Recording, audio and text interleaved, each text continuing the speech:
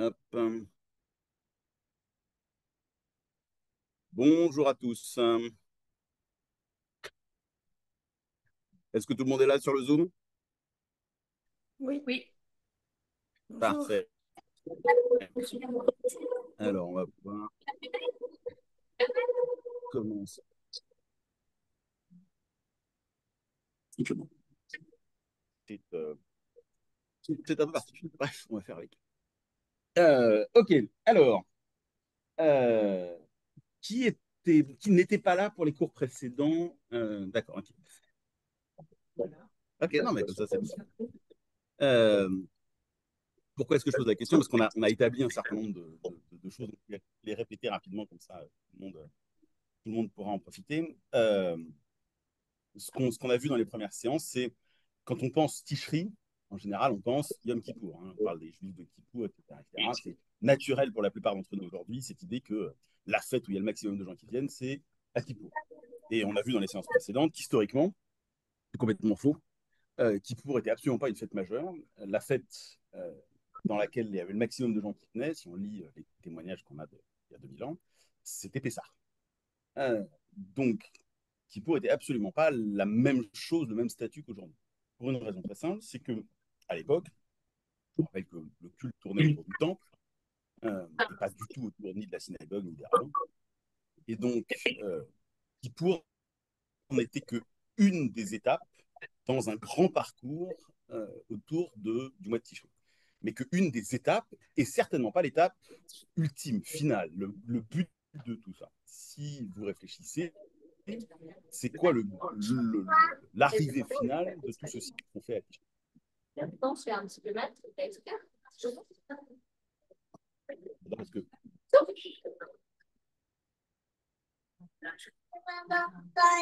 est-ce que Simchat Torah existait dans le temps? Simchat Torah, ça apparaît vers le 9e siècle. C'est une fête extrêmement tardive, bien après le Talmud. Non, si vous réfléchissez, c'est quoi l'aboutissement ultime des fêtes de Tishri? Non, parce que tout le monde l'oublie celle-là. Ça, c'est Pessah, ça. Donc, c'est dans très longtemps, quand même. Ouais, la fête ultime, enfin, la fête de fin, c'est Sukkot. Tout le monde l'oublie parce qu'aujourd'hui, on en sympa avec les enfants, on met des fruits dans une petite cabane, c'est mignon, etc., etc.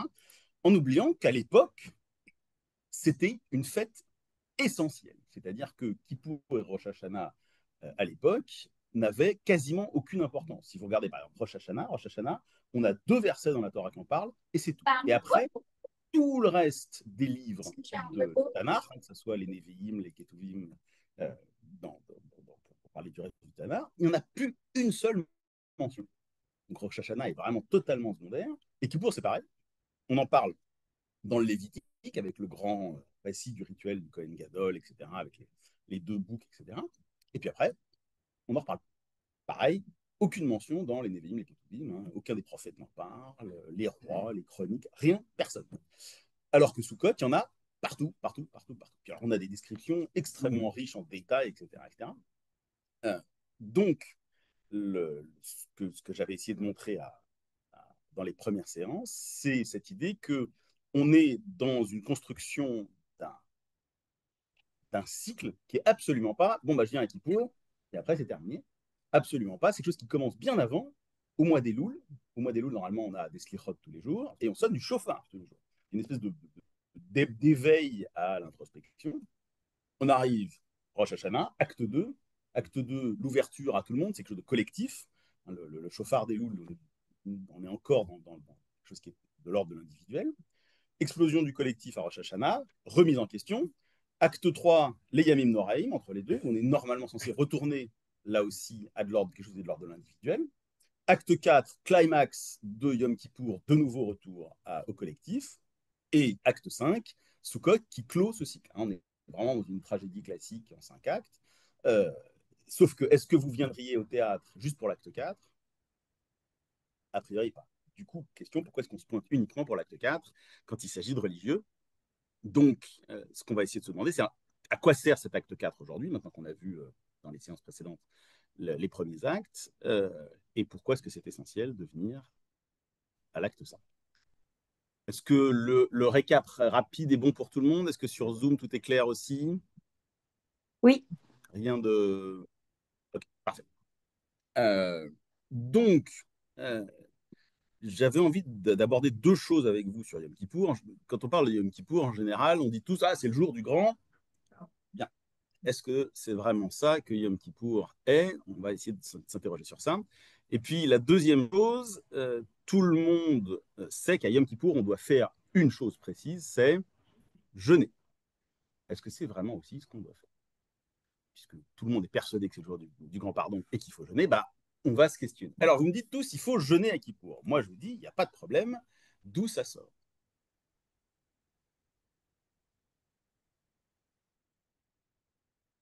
Le silence seul répondit. Est-ce que sur Internet, vous avez plus d'idées sur d'où ça sort cette idée qu'il faut jeûner à Kippour? En signe de repentance. Ben, comme toujours, quand on... Mhm. mais alors, je serais très bien, je n'ai pas de problème. Est-ce que Kippour, c'est un jour de repentance? Et deux, en quoi est-ce que le jeûne est lié à la repentance? J'ai pas dit que vous aviez tort, hein. Le jeûne, c'est pour se débarrasser des... Enfin, Ah, voilà, du passé comme le Hametz, mais c'est une espèce de purge du corps, des péchés, mais aussi par très bien, l'intermédiaire ça de me la va. nourriture. Mais vous êtes déjà dans l'interprétation, c'est-à-dire dans l'étape d'après. Moi, je vous demande vraiment simplement d'où ça vient cette idée. Comme toujours, le réflexe à avoir, c'est quoi?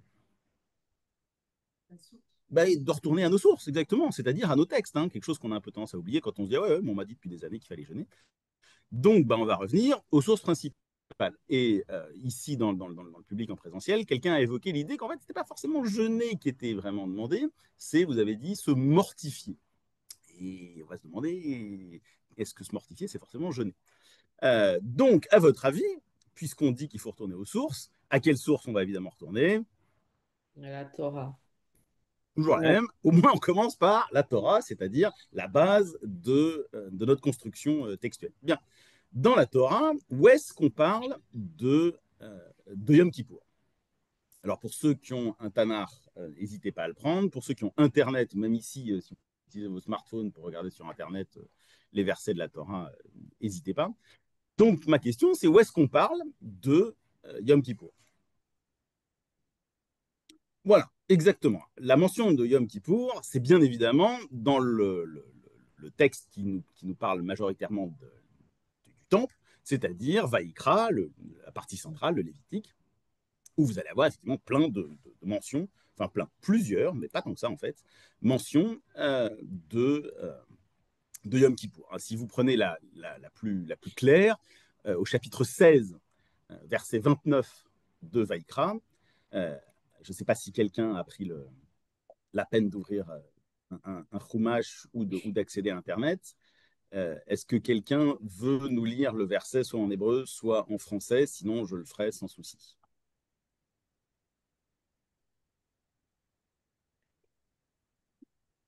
Personne n'a l'air d'être motivé. Donc, je vais le faire. Le verset donc 29 du chapitre 16 de Vaïkra nous dit de façon purement factuelle, Asor la Chodesh Ashvi'i, donc le 10 du 7e mois, Yom HaKippurim Hu. Ça sera Yom HaKippurim. On ne peut pas faire plus clair. Hein. Voilà, on nous dit tel jour, le 10e de ce 7e mois, ça sera le Yom HaKippurim. C'est pas bien clair ce que ça veut dire, mais en tout cas, on nous dit, voilà, il y a quelque chose ce jour-là. Et puis, si jamais on n'était pas trop sûr, au chapitre 23, toujours de Vaïkra, verset 27, on nous redit, Asser la Chodesh Ashvi Azeh, Yom HaKippurim Hu. Donc, quasiment exactement le même verset à deux reprises. Comme ça, si on avait raté le premier, on ne ratera pas le deuxième. Bon, donc on nous a donné une date, on a donné un nom, ce qui n'est pas toujours le cas. Je vous rappelle que toutes les fêtes n'ont pas forcément de nom. Hein. Parfois, elles ont juste le nom de fête de la moisson, ou fête des récoltes, ou fête de la pluie, etc. etc. Ou fête, tout simplement. Hein. Mais elles n'ont pas toujours un nom. Donc là, on a un nom. Et puis, on nous dit que c'est juste une journée. On nous dit Yom HaKippurim. C'est pas comme Sukkot plusieurs jours, euh, ou comme Pessah, etc. Ça, c'est pour la date. Alors, vous allez me dire, bon, mais maintenant, comment est-ce qu'on sait ce que c'est que cette fête et comment on doit le faire? Alors, à ce moment-là, je vous propose d'aller dans Bemidbar, le livre des Nombres, au chapitre 29. Et au verset 7, et le verset que je vais vous lire, on commence à avoir un tout petit peu plus d'informations. Dans ce verset, on nous redonne la date, Assor la Chodesh Hashvi, donc dans le 10e jour du 7e mois, Mikra Kodesh Yiyeh Lachem. Ça sera une convocation sacrée, un appel sacré pour vous. Bon, très bien. Le mot Mikra Kodesh, c'est un des titres qu'on utilise régulièrement pour beaucoup de fêtes. Donc pour l'instant, on n'est pas beaucoup plus avancé. Et puis on va avoir une petite information quand même intéressante. Ve'initem et nafshotechem. Et ce mot de initem, qui vient de la racine ana, aïn, nun, he, eh bien, effectivement, il n'est pas toujours facile à traduire, mais il veut grosso modo dire s'affliger, se mortifier, s'auto-dénier. Et nafshotechem, hein, nefesh, si je vous demande comment est-ce que vous le traduiriez aujourd'hui, vous me diriez l'âme, ce qui est un concept totalement chrétien. Ça ne veut absolument pas dire l'âme à l'époque, ça veut dire le corps. C'est assez drôle. Donc, quand on vous dit initem et nafshotechem, ça veut dire littéralement vous humilierez, vous mortifierez votre être. Bon, vous allez me dire, ok, on a un petit peu d'infos, enfin pas beaucoup plus. On a une date, on sait que ça fait partie des convocations qu'on appelle Mikra Kodesh, et on nous dit qu'il faut humilier nos âmes. Vous remarquerez que ce verset n'utilise pas le mot Yom Kippour. D'ici, est-ce que ce soit deux fêtes historiques qui a été rajoutées en une? C'est possible. Toujours est-il que si on continue notre exploration et on retourne dans Vaïkra, au chapitre 25, verset 9, on lit ceci, B'yom HaKippurim tahaviru shofar.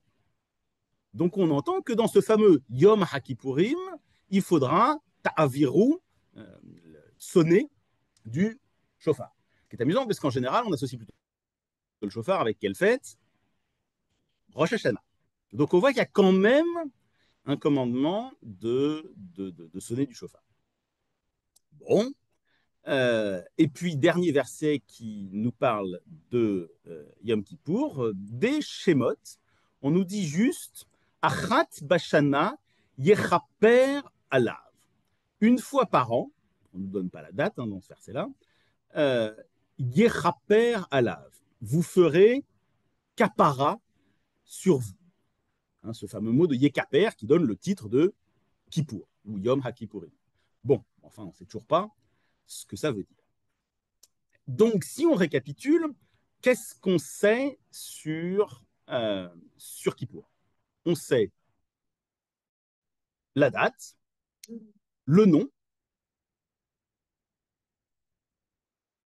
qu'il y a une histoire de s'humilier son corps, son être, sans que ça soit bien clair ce qu'il faut dire. On sait qu'il faut sonner du chauffard, et on sait que c'est un jour assez unique dans l'année, puisqu'il y a ce fameux verset de Shemot qui nous dit Achat Bashana, une fois par an, hein, il y a cette espèce de rendez-vous. Bon, alors évidemment, ce que j'ai un petit peu caché, c'est le fait qu'il y a tout le chapitre 16, que nous allons lire d'ailleurs à Rosh Hashanah, de Vaïkra, qui nous raconte le fameux rituel du grand prêtre, du Kohen Gadol, et des deux boucs. Je ne sais pas si vous vous rappelez de ce qui se passe, hein, le rituel de Yom Kippour.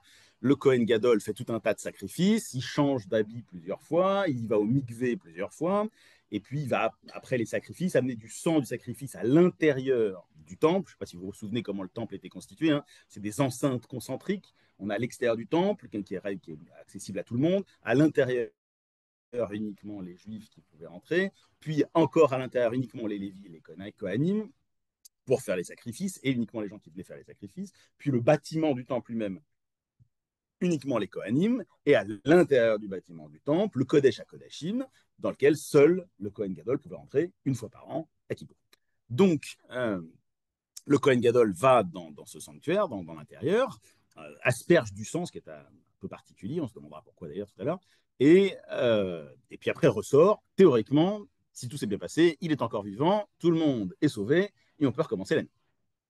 Après, il y a la fin de rituel, on change d'habit, encore un mikvé ou deux, et après, c'est terminé. Donc, on a cette description qu'on va lire le jour de Kippour, ce qui est exactement comme... tiens, ça me fait penser plutôt que de vous dire à quoi ça vous fait penser, cette idée de relire le Seder Avoda, l'ordre du service de Kippour, pourquoi est-ce qu'on s'embête à faire ça dans le Kippour moderne, sachant qu'on n'a plus de temps? À quel autre rituel ça vous fait penser dans notre calendrier? Oui, Pessah, qu'est-ce qu'on fait à Pessah aussi? On relit l'histoire de la sortie d'Égypte. Exactement. On relit l'histoire de la sortie d'Égypte. Pourquoi? Qu'est-ce qu'on dit tous les jours, tous les ans à Pessah? On dit que c'est parce qu'il faut qu'on se sente comme si nous-mêmes, Nous, nous on sortions. sortait.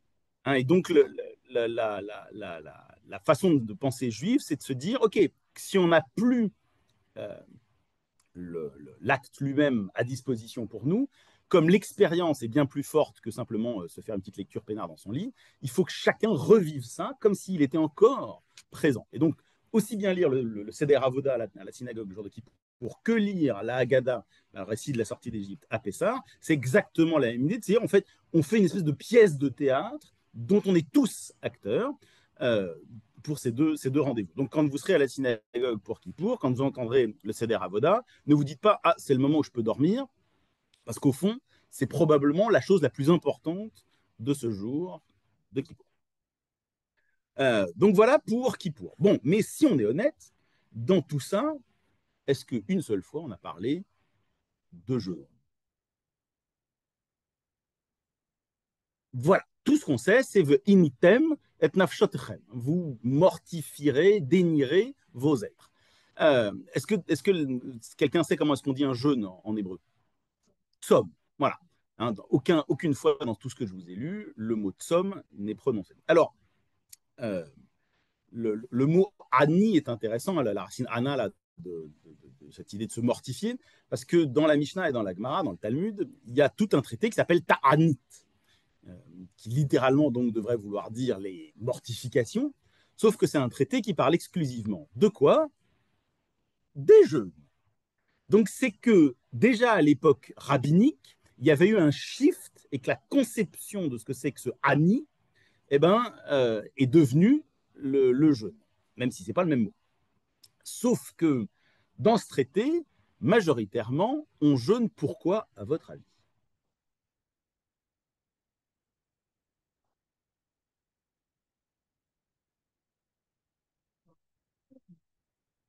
Mais dans quel objectif? C'est quoi l'objectif principal des jeûnes pour nos ancêtres? Allez-y. Non, ça aurait pu, vous avez parfaitement raison. Hein, on se dirait que c'est sain de jeûner de temps en temps. Aujourd'hui, on a un certain nombre d'encouragements médicaux plus ou moins valables sur le fait de jeûner. Donc, on pourrait se dire que c'est une purification corporelle. Sauf qu'à l'époque, pas du tout. Alors, ça pourrait être un mémoriel, vous avez raison. Là encore, mais c'est une bonne idée. Pas du tout. Si vous arrivez à trouver, soit c'est que vous avez lu le texte, soit c'est que vous êtes très très fort. Parce que aujourd'hui, faire le lien entre le jeûne et ce pourquoi il l'utilisait à l'époque euh, est, euh, est extrêmement particulier. Alors je vais vous lire le début de la première Mishnah du traité Ta'anit. Comme ça, vous allez voir tout de suite par quoi il commence. C'est un traité qui est censé se parler que des jeûnes. Et le début dit ceci: Mais matai maskirin gvorot geshamim. Euh, quand est-ce qu'on commence à mentionner la pluie? Alors, vous allez me dire, quand est-ce qu'on commence à mentionner la pluie? Exactement. Qu'est-ce que c'est que le jeûne? C'est un moyen de faire venir la pluie.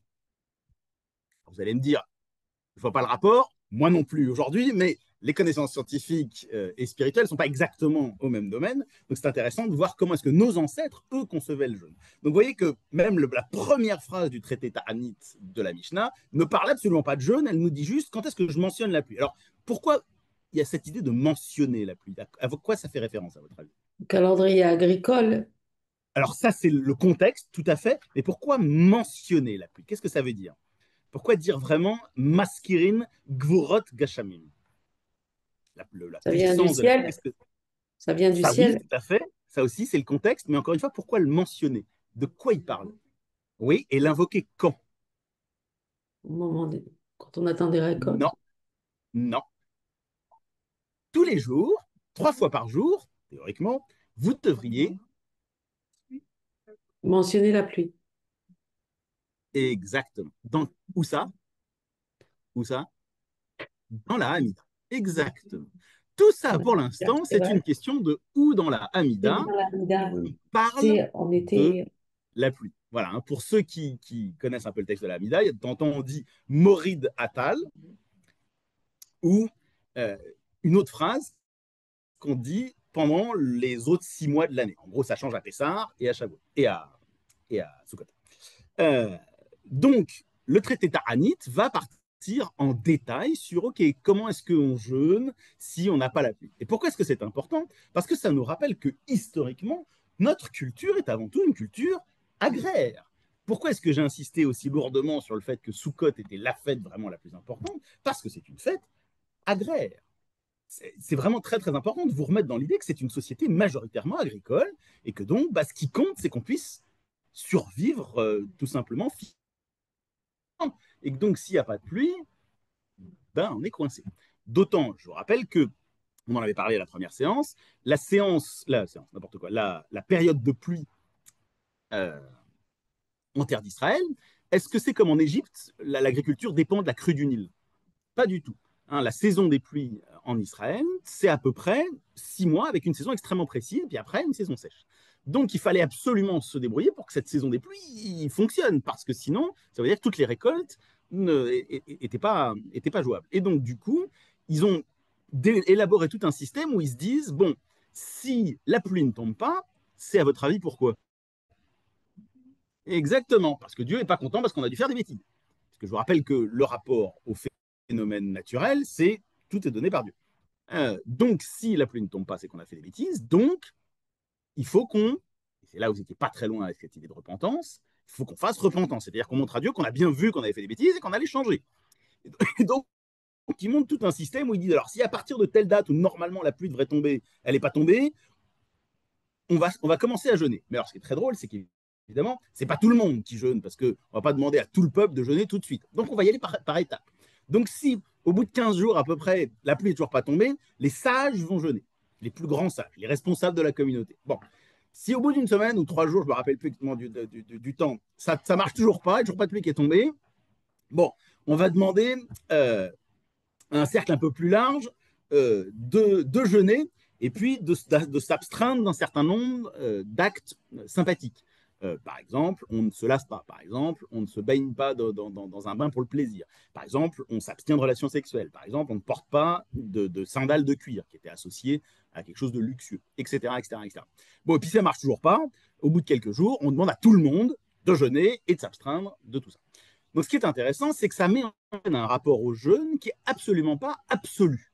C'est pas tout le monde jeûne. Le rapport au jeûne est un rapport quelque part un peu magique et un peu, euh, comment dire, progressif. C'est vraiment une espèce de je tente d'amadouer l'éternel. Ce qui est très important parce qu'on va voir que c'est exactement ça, le rôle de Kippour, tenter d'amadouer l'éternel. Donc, théoriquement, avec ça, ça fonctionne. Donc, si un jour vous avez envie de vous amuser à lire le traité Ta'anit, ça vaut vraiment le coup parce que c'est très drôle. Bon, mais donc, une fois qu'on a vu ça, ça nous dit toujours pas pourquoi est-ce que on jeûne à Kippour. On a vu que le mot de somme n'apparaissait nulle part. Comment est-ce qu'on en est passé là? En gros, le shift que vont faire les rabbins, c'est de se dire si on doit s'humilier soi-même, qu'est-ce que ça veut dire? C'est-à-dire, ils vont simplement se poser la question de qu'est-ce que ce mot Anna veut dire. C'est un mot qu'on retrouve à plusieurs reprises dans la Torah. À votre avis, où est-ce que c'est la première fois qu'on va le trouver? Et si vous, peut-être vous connaissez ce mot sous une autre acceptation.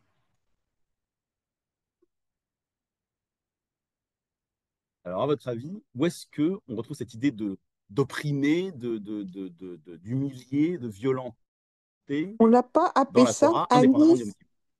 Anis, c'est pas le pauvre également? Exactement, tout à fait, absolument. C'est une racine qui est exactement la même chose que Ani, aujourd'hui, même en hébreu moderne, d'ailleurs, hein, le pauvre. C'est cette idée il y a quelque chose qui a été pris ou oppressé ou humilié. Tout à fait, absolument. Et alors, à votre avis, dans la Torah, quand est-ce qu'on est oppressé, humilié, violenté pour la première fois? On est étranger. Alors, vous n'êtes pas loin, c'est à Pessar, exactement. C'est en Égypte, absolument. Hein. La première fois qu'on nous raconte qu'on est violenté et qu'on est, qu'on est, qu'on est c'est ça, opprimé, asservi, etc. Hein, c'est au tout début, hein, dans Béréchit, déjà, quand l'Éternel va dire à Abraham, ton peuple sera opprimé, asservi, humilié en Égypte. Donc c'est vraiment quelque chose qui remonte à très très loin. C'est que le peuple sera quelque part réduit à néant. De façon assez intéressante, c'est la même racine qu'on va retrouver dans un autre épisode, beaucoup plus individuel et moins en rapport au peuple, quand on nous raconte, je ne sais pas si vous vous rappelez l'histoire de Sarah et de Agar. Je ne sais pas si vous vous souvenez, Sarah est infertile, elle ne peut pas avoir d'enfant, donc elle demande à Abraham de faire un enfant avec sa servante, Agar, Ishmaël naît, et le texte nous raconte que Ishmaël ne se comporte pas terriblement avec Yitzhak, qui entre-temps est né. Et peut-être que Sarah est jalouse, toujours est-il que le texte nous dit qu'elle violente, opprime Anna, Agar. Donc c'est aussi bien quelque chose de collectif que quelque chose d'individuel. C'est une racine qu'on va retrouver dans quelque chose que vous connaissez probablement aussi, qui est l'histoire du demi-viol de Dina. Je ne sais pas si vous vous rappelez l'histoire. Dina va voir des copines. Le prince, qui s'appelle Shrem, de la ville, qui s'appelle aussi Shrem, la trouve plutôt jolie. Et il se passe un truc pas net. C'est probablement pas un viol complet, parce qu'il y a des exemples de viols vrais dans la Torah très très clairs. Là, c'est plus ambigu, mais enfin, en tout cas, c'est pas un truc sympa. Et le mot qui est employé, c'est de nouveau Anna. Ce qui est intéressant, puisque Anna, on a vu, hein, cette espèce de dénégation du soi, hein, comme si on n'existait plus, comme si on n'avait plus d'individualité, de personnalité. Or, pendant tout cet épisode, Dina, la pauvre, ne parle absolument jamais. Tous les hommes parlent pour elle. Le mec qui l'a violentée, son père à elle, ses frères, tout le monde parle, sauf elle. Donc, elle a quelque part, il y a vraiment un problème dans cet épisode de dénégation de son identité. La racine Anna est parfaitement cohérente. Bon, mais la racine Anna, je suis persuadé que vous le savez, elle veut dire autre chose aussi. Exactement, tout à fait. Ça veut dire répondre. Anéno, anéno. On le répète suffisamment pendant Yom Kippour pour ne pas l'oublier, celui-là. Ce qui est passionnant, parce que ça veut dire que répondre, qu'est-ce que c'est si on met ça en lien avec cette idée de se diminuer soi-même. Est-ce que répondre à la faiblesse de l'autre? Ça, voilà, option numéro 1, et en tout cas, ne pas prendre toute la place. C'est-à-dire ne pas écraser l'autre, ne pas le réduire à néant. Donc, cette notion de Anna est une notion double qui est très intéressante. Bon, mais ça ne nous dit toujours pas pourquoi il faut jeûner. Alors, les rabbins, comme d'habitude dans leur fonctionnement, comment est-ce qu'ils vont faire? Ils vont regarder les textes dans la Torah, où cette fameuse racine Anna apparaît, et puis ils vont trouver un certain nombre de textes dans les prophètes et dans les hagiographes, où dans le même verset, on nous dit qu'il y a quelqu'un qui est Anna, qui est humilié, ou nié, ou réduit, ou machin, et en plus, il jeûne. Donc ils vont se dire, c'est que c'est la même. Mais ça ne suffit pas complètement. On a vu que ce n'est pas exactement le même mot non plus. Donc, ils vont se demander qu'est-ce qu'on rajoute avec, et ils vont arriver à cette conclusion que, au fond, c'est tout ce qui est de l'ordre du plaisant qui est problématique. Et donc, on jeûne pas tant pour se purger que parce que purger, c'est plaisant.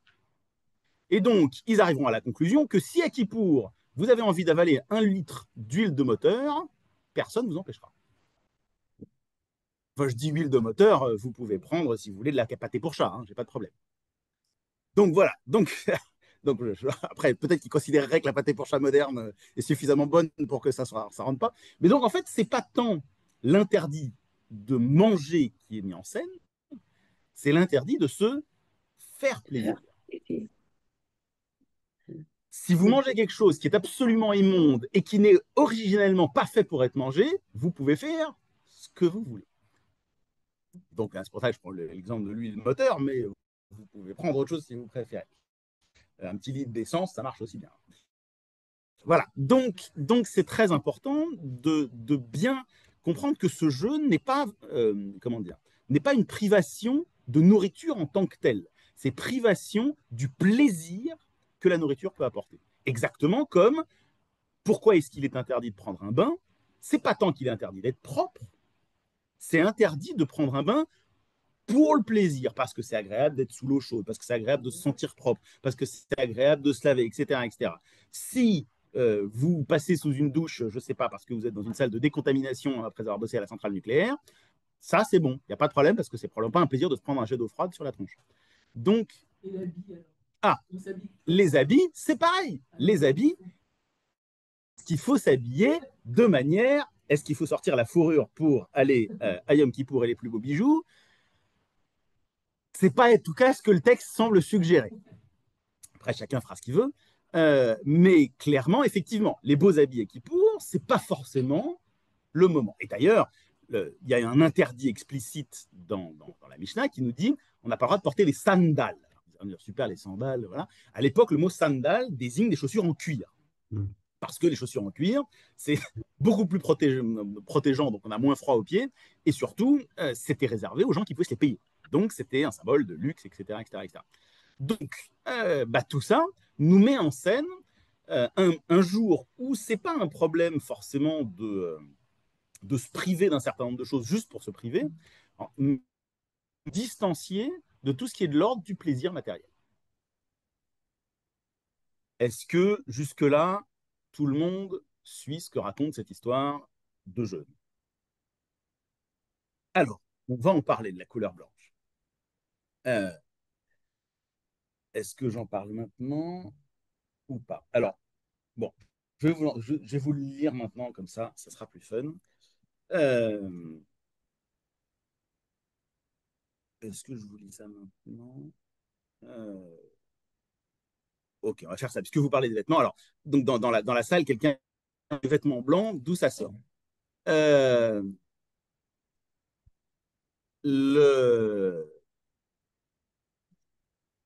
Alors, voilà, la plupart du temps, on associe les vêtements blancs avec le linceul. Le deuil. Le deuil, tout à fait. Bon, est-ce que pour l'instant, on a dit que Yom Kippour, c'est un jour de deuil? On a juste dit que c'était un jour de auto-déni ou auto-mortification, mais absolument pas un jour de deuil. Là où cela dit, vous avez raison, c'est que le jeûne, au-delà d'être un appel à la pluie, est aussi une manière de marquer le deuil. C'est intéressant. On lit par exemple des histoires où le roi David a essayé de sauver un garçon, le garçon est très malade, et il jeûne dans l'espoir que ça va guérir le garçon. Qu'est-ce que c'est le raisonnement qui est derrière? C'est l'idée que si jeûne, ça veut dire qu'il reconnaît ses fautes devant l'Éternel, et donc avec un peu de bol, l'Éternel va s'adoucir et va sauver le garçon. Ça, c'est le jeûne tourné vers le futur, exactement comme le jeûne pour la pluie. Et puis vous aurez d'autres histoires dans lesquelles, une fois que quelqu'un est mort, on jeûne pour s'en rappeler. Donc le jeûne est quelque chose qui est très ambivalent, il est à la fois tourné vers le passé, le deuil, et vers le futur, l'espoir que ça aille mieux. Donc c'est un acte extrêmement particulier. Bon, mais pourquoi donc maintenant revenons à nos sur les vêtements blancs. Donc tout le monde associe ça au fait que c'est un vêtement de deuil, le linceul, etc., etc., etc. Je vais vous lire de nouveau un texte de l'ancienne époque qui nous raconte comment c'était Yom Kippour il y a plusieurs milliers d'années. En l'occurrence, nous sommes toujours dans la Mishnah Ta'anit, et la Mishnah Ta'anit nous raconte ceci. Attendez que je retrouve la bonne. Hops. Voilà. Amar Rabban Shimon ben Gamliel, donc Rabban Shimon ben Gamliel dit Lo hayu yamim tovim leIsraël kechamisha asar ba'av uveyom hakipurim. Littéralement, il n'y avait pas de jour comparable, de bons jours comparables pour Israël que le 15 du mois d'Av et Yom Kippour. Alors pour ceux qui ne savent pas, le 15 Av, c'est c'est quoi Tisha B'Av? Tisha B'Av, c'est le 9 du mois d'Av. Là, on est le 15. Qu'est-ce que c'est que le 15 Av? C'est une fête que malheureusement on ne fait plus. C'est la Saint-Valentin. C'est la fête des arbres. Alors non, ça, c'est encore, c'est pas la même chose. C'est To Bishvat, c'est pas le même mois. Donc C'est la là, fête on des est à amoureux. Toubéa. Ça veut dire... Exactement. Voilà, hein, c'est la Saint-Valentin juive, Toubéa. Donc, est-ce que vous aviez déjà pensé à comparer Saint-Valentin et Yom Kippour en allant à la synagogue tous les ans? Et bien pourtant, c'est exactement donc ce que fait la Mishnah et elle nous explique, elle nous explique pourquoi. Chez Bahen, donc ces jours-là, Bnot Yerushalayim, les filles de Jérusalem, Yotzot Bichle Lavan chez Olim. Elles sortaient, donc elles sortaient dans la rue en habits blancs qu'elles avaient empruntés. Et ça continue. On nous explique pourquoi. Chez Levayesh et Mi chez Einlo. De façon à ce que ceux qui n'avaient pas de ces fameuses beaux habits blancs soient embarrassés publiquement. Donc, tout le monde empruntait à tout le monde, comme ça on ne pouvait pas distinguer qui était riche de qui était pauvre. Ça ne s'arrête pas là. On nous raconte que donc, ces habits doivent être immergés dans le mikvé avant, et on nous raconte qu'est-ce qu'elle faisait après être sortie.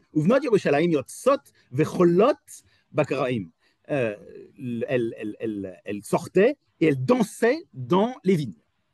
Ouais, dans les vignes. Et donc, qu'est-ce qu'elle faisait après? Et qu'est-ce qu'elle disait? Bachour, beau jeune homme, Sana einecha uree, lève tes yeux et vois. Choisis pour toi-même. En gros, à Yom Kippour, c'était comme à la Saint-Valentin, les femmes sortaient avec leurs beaux habits et allaient légèrement séduire les jeunes hommes. On est très très loin du Kippour pesant où tout le monde se déprime de l'état du monde à la synagogue. Donc, Yom Kippour n'était pas du tout une fête sinistre. Je vous rappelle que la fête sinistre, la fête grave, la fête sérieuse, c'est quoi dans tout ce cycle des 5 actes de Rosh Hashanah? Voilà, c'est pour les donner, tout va bien. Donc ça, c'est fait. C'est Rosh Hashanah. Tout le monde oublie complètement Rosh Hashanah parce qu'on fait de Yom Kippour le moment où c'est terrible, terrible, terrible, terrible. Pas du tout. Dans les 5 actes, le moment le plus catastrophique, le plus difficile, c'est Rosh Hashanah, c'est l'acte 2, c'est quand tout se noue, quand tout est tendu, quand on est en froid avec l'éternel quelque part. C'est le moment où Dieu nous juge. Je vous rappelle que le jour du jugement, Yom Haddin, dans la pensée rabbinique, c'est absolument pas Yom Kippour, c'est Rosh Hashanah. Yom Kippour, c'est le moment du verdict final où théoriquement, si le Kohen Gadol fait son boulot, il aussi, tout le monde est pardonné et ensuite on peut enchaîner sur le retour à la vie que représente Sukkot. Donc Yom Kippour n'est pas fait pour être un jour ni pesant, ni dur, ni horrible, etc. etc., etc. Est-ce que c'est clair, ce shift entre le jour où il faut Ani s'humilier de la Bible et ce jour qui n'est plus du tout ça, à l'époque rabbinique? Alors du coup, la question c'est aujourd'hui, qu'est-ce qu'on en fait? Qu'est-ce que c'est que Kippour? On dit tous que c'est le jour du grand pardon. Et il y a une espèce de côté un peu génial parce qu'on se dit, bon, bah, je peux faire toutes les bêtises que je veux à Kippour, pendant l'année, hop, Kippour, c'est réglé. C'est un peu la confession chrétienne, vous faites des bêtises, vous faites 5 pater et 3 Ave Maria, et hop, vous êtes pardonné. Bon, le problème, c'est qu'évidemment, ça serait un peu trop facile. Alors, si on est honnête, à Kippour, qu'est-ce qui va vraiment se passer? Et bien là aussi, nos rabbins de la Mishnah vont nous dire très très clairement ce qui, pour eux, qui est quand même la base du judaïsme rabbinique, qu'est-ce qui pour eux est réellement en jeu à Yom Kippour. En l'occurrence, ils vont nous dire cette petite phrase de la Mishnah Yoma, hein, la toute dernière Mishnah du traité Yoma. Averot shebein adam lamakom Yom HaKippurim mekaper. Averot shebein adam lechavero ein Yom HaKippurim mechaper ad sheyetzre et chavero. Qu'est-ce que ça veut dire? Averot, c'est les transgressions. Aver, ça veut dire passer, on est des ivris, donc on passe, on traverse une frontière. Donc une avera, c'est une transgression. On ne nous dit pas de quel type de transgression encore il s'agit, mais on nous précise Averot shebein adam lamakom, les transgressions qui se passent entre l'homme et Dieu, avec un nom intéressant qui est Hamakom, Yom HaKippurim mechaper. Yom Kippour, les verra ce que ça veut dire ce mot tout à l'heure. En revanche, averot shebein adam lechavero, les transgressions qui sont entre l'homme et son prochain, son copain, son frère, son ami, ein yom hakippurim mechaper. Yom Kippour ne les gère pas. Donc, si vous vous dites, je peux voler mon voisin tranquille et aller me faire pardonner à Kippour, vous n'avez rien compris. C'est fondamental parce que le nombre de fois où on entend ah c'est bientôt Yom Kippour, il faut que j'aille demander pardon à droite, à gauche, ben, je vous rappelle que c'est pas parce que c'est Yom Kippour qu'il faut aller demander pardon à quelqu'un à qui vous avez fait tort, ça se fait toute l'année. Et le texte de la Mishnah continue d'ailleurs très précisément en nous disant ceci, je vous le lis juste la fin de cette petite phrase, hein. Ad sheyirtse et havero, jusqu'à ce qu'il ait demandé pardon à son prochain. Donc, en gros, avant d'espérer que Yom Kippour puisse vous permettre de régler la transgression avec l'Éternel, tant que vous n'avez pas demandé pardon à votre prochain, pendant le reste de l'année, donc sans attendre Yom Kippour, ça ne sert à rien. Donc, qu'est-ce que ça nous dit? Ça nous dit que Yom Kippour, c'est absolument pas pour régler tous vos problèmes avec les autres. Les autres, il y a un système judiciaire avec des règles extrêmement précises dans la Torah, et encore plus dans le Talmud, sur comment est-ce qu'on compense ça. Et Yom Kippour, c'est entre vous et le patron là-haut. Donc, c'est pas du tout quelque chose de magique de « Ah, bah, j'ai fait du mal à mon prochain, Yom Kippour arrive, tout va bien ». En l'occurrence, ça veut dire quoi? Ces transgressions entre vous et Dieu. À quoi ça vous fait penser comme type de transgression?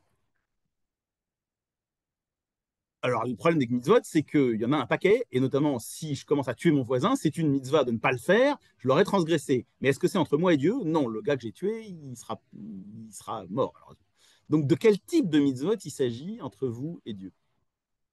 La première colonne des 10 paroles. Alors, je ne sais pas s'il y avait des colonnes à l'époque.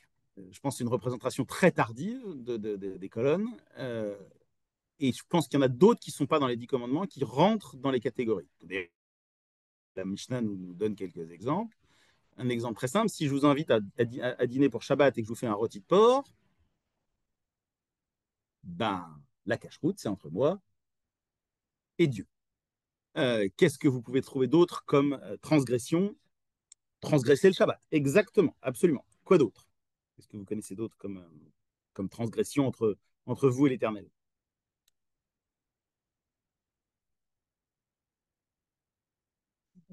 L'idolâtrie. Alors, l'idolâtrie, tout à fait. Les prières, le problème, c'est qu'à l'époque de la Torah, ça n'existe pas vraiment. Donc, mais en revanche, c'est un interdit rabbinique, donc c'est pas couvert par Kippour.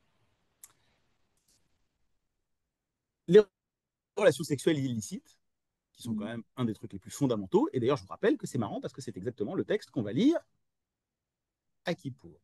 Le chapitre 16 et le chapitre 18 du Lévitique, c'est pas pour rien qu'on les trouve à Yom Kippour. C'est parce qu'ils sont les représentants, un, du rituel, et de l'autre, de l'apogée des transgressions qu'il faut surtout éviter entre soi et l'Éternel. Donc, je vous laisserai chercher toutes les autres, mais c'est fondamental de se rappeler que pour aussi bien la Torah que nos sages, le jour de Yom Kippour est absolument pas fait pour les vols, les agressions, etc., etc. Ça, c'est tout le reste de l'année. À vous d'aller demander pardon à la personne que vous avez offensée et de faire ce que les tribunaux rabbiniques de l'époque demandent de faire comme réparation. Bon, mais vous aurez constaté que depuis le début de cette histoire, je me suis bien gardé de traduire le même mot toujours, encore et encore. Quelle racine hébraïque je me suis bien gardé de traduire depuis le début? La racine kaper, exactement. Kafar, pas du tout un cafard. La racine kafar, kippour, que tout le monde traduit toujours comme grand pardon, qu'est-ce qu'elle veut dire, cette racine, les kapers? Recouvrir. Voilà, exactement. Chantal et Patricia, ici, vous me confirmez que, étymologiquement, la racine lécaper, qu'on traduit en général par expier ou pardonner, etc., veut historiquement tout simplement dire recouvrir.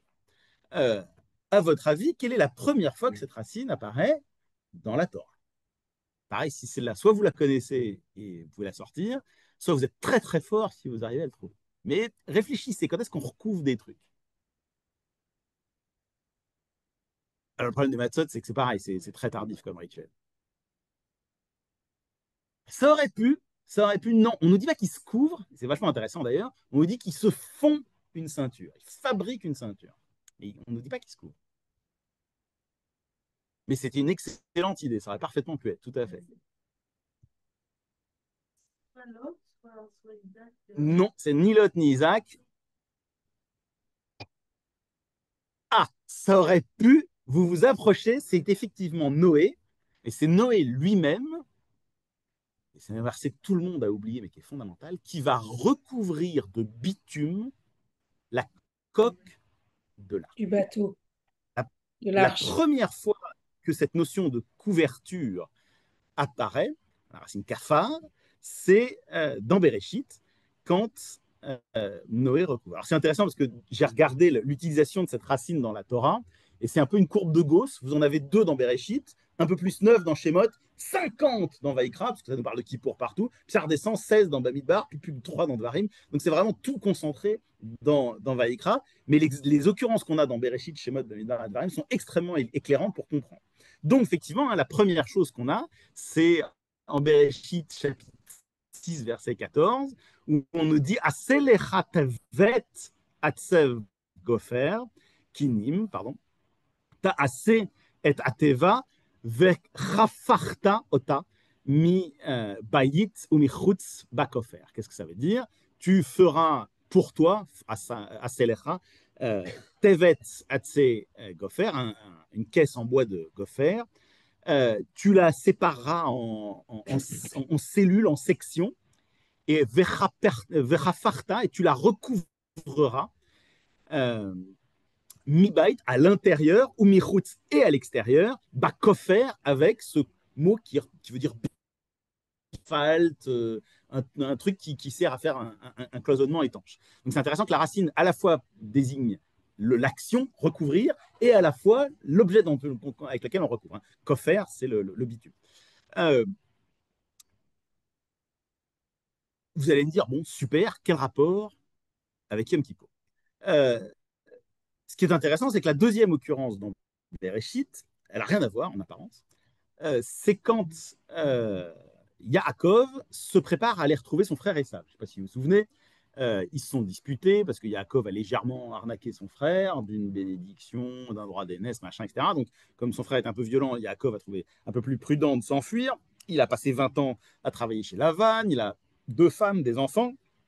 Puis un jour, il s'est dit, ça suffit de donner tout mon travail à Lavan, je voudrais me réconcilier avec mon frère. Donc, il prend le risque de retourner vers son frère. Ça vous rappelle rien, ça c'était de retourner, comme est-ce qu'on dit retourner en hébreu? Ah, la chouve, teshuva. Donc, quelque part, il fait teshuva. Et il passe un fleuve, le Yarden, qui est un épisode vachement intéressant, puisqu'il rencontre quelqu'un, je ne sais pas si vous vous rappelez, on ne sait pas si c'est un ange, un homme, c'est pas bien clair, avec lequel il va se battre, il va changer de nom, il va devenir Israël à ce moment-là. Il va boiter aussi. Bon, et puis il va se rapprocher de son frère, mais il a quand même peur, parce que je vous rappelle que son frère n'est quand même pas d'une douceur et d'une tendresse absolue. Il est assez violent, et donc il a un peu peur que ça se passe mal. Et donc il se dit, qu'est-ce que je vais faire? Je vais essayer de l'amener. Ça vous rappelle rien, ça? Tout à l'heure, on n'avait pas dit qu'on essayait d'amadouer quelqu'un par notre jeûne? Exactement, on essaie d'amadouer. Donc on retrouve cette même idée qu'il faut rendre quelqu'un propice, c'est-à-dire capable d'accueillir notre teshuva, ou en tout cas de nous accueillir nous. Et donc, qu'est-ce que le texte va nous dire? Le texte nous dit, donc Jacob envoie des présents pour Amadou et son frère, avec un message, et il dit à ses messagers, voilà, dites à mon frère, vois aussi, ton serviteur Jacob est derrière nous, donc Jacob courageusement s'est caché derrière ses serviteurs, et avec l'offrande en face de moi, après je verrai ses faces, et il m'efface. Alors, qu'est-ce que ça veut dire? Littéralement, est-ce que vous m'entendez toujours sur Internet? C'est bon? Il y a eu un problème de C'est un connexion? Non, petit c'est peu bon, tout le monde est bon? coupé Okay. de temps en temps. Un peu coupé. Bon, écoutez, vous me direz si ça coupe. Donc, qu'est-ce que le texte hébreu nous dit? Avartem gam hinne avdecha, donc voici aussi ton serviteur Yaakov acharenu, derrière nous.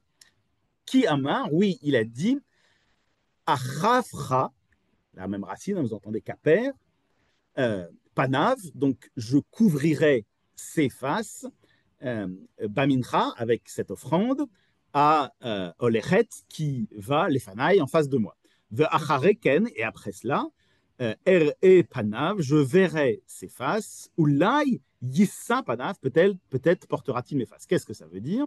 Ça veut dire, je couvre la colère qu'il a en lui, de façon à ce qu'il me soit propice, qu'il soit capable de m'accueillir, de façon à ce que après je puisse en sécurité voir sa face sans qu'il me trucide. Bien, quel rapport avec notre copain Noé qui recouvre son arche?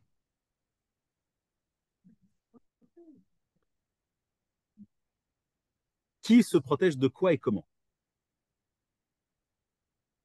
Exactement. Qu'est-ce que c'est que cette idée de recouvrir l'arche? C'est tout simplement protéger la vie qui est à l'intérieur de l'extérieur qui est mortifère. Je vous rappelle que le déluge, ça ne devait quand même pas rigoler. Donc, il faut protéger la vie. Et donc, on crée une zone liminale, une interface, un film, ce fameux coffer, hein, le bitume, qui protège la vie. C'est exactement la même chose que fait Yaakov en envoyant des cadeaux qui sont censés couvrir la colère de son frère. Il protège le danger mortel de lui-même. Est-ce que c'est clair où est-ce qu'on en est? Ça vous rappelle rien, ça, cette idée de couvrir pour se protéger?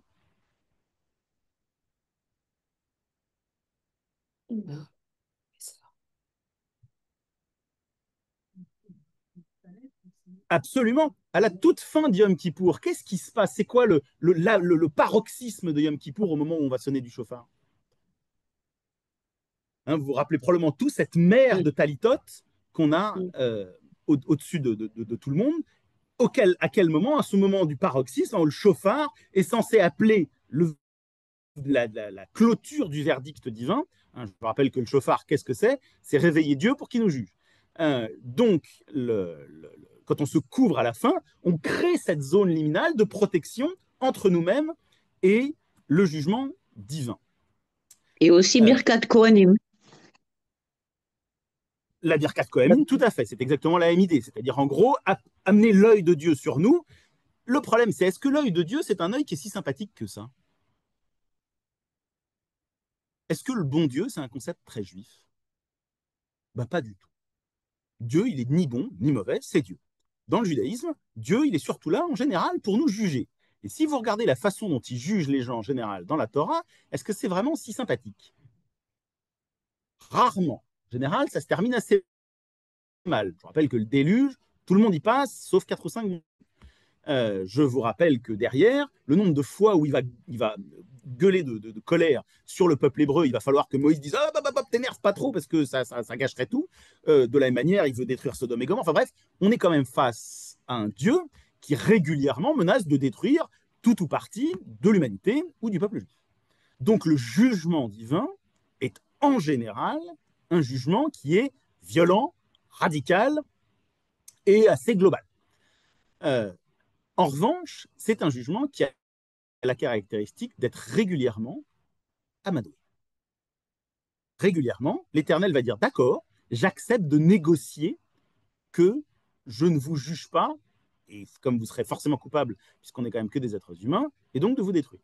Que ce soit Abraham qui négocie Sodome et Gomorrhe, que ce soit Moïse qui régulièrement négocie le sort du peuple hébreu, que ce soit Aaron, je ne sais pas si vous vous souvenez, qui à Baal-Péor se court à travers le camp des Hébreux avec de l'encens pour les protéger parce que Dieu est en colère, parce qu'ils ont fricoté avec les femmes midianites, etc., etc. Bref, régulièrement, Dieu menace de calamités qui vont détruire quasiment tout le peuple hébreu ou presque. Et puis, bon, quelques actes ou quelques paroles, bon, on arrive à l'amadouer et c'est moins pire. C'est pas toujours complètement annulé, mais en tout cas, il ne détruit pas le peuple en entier.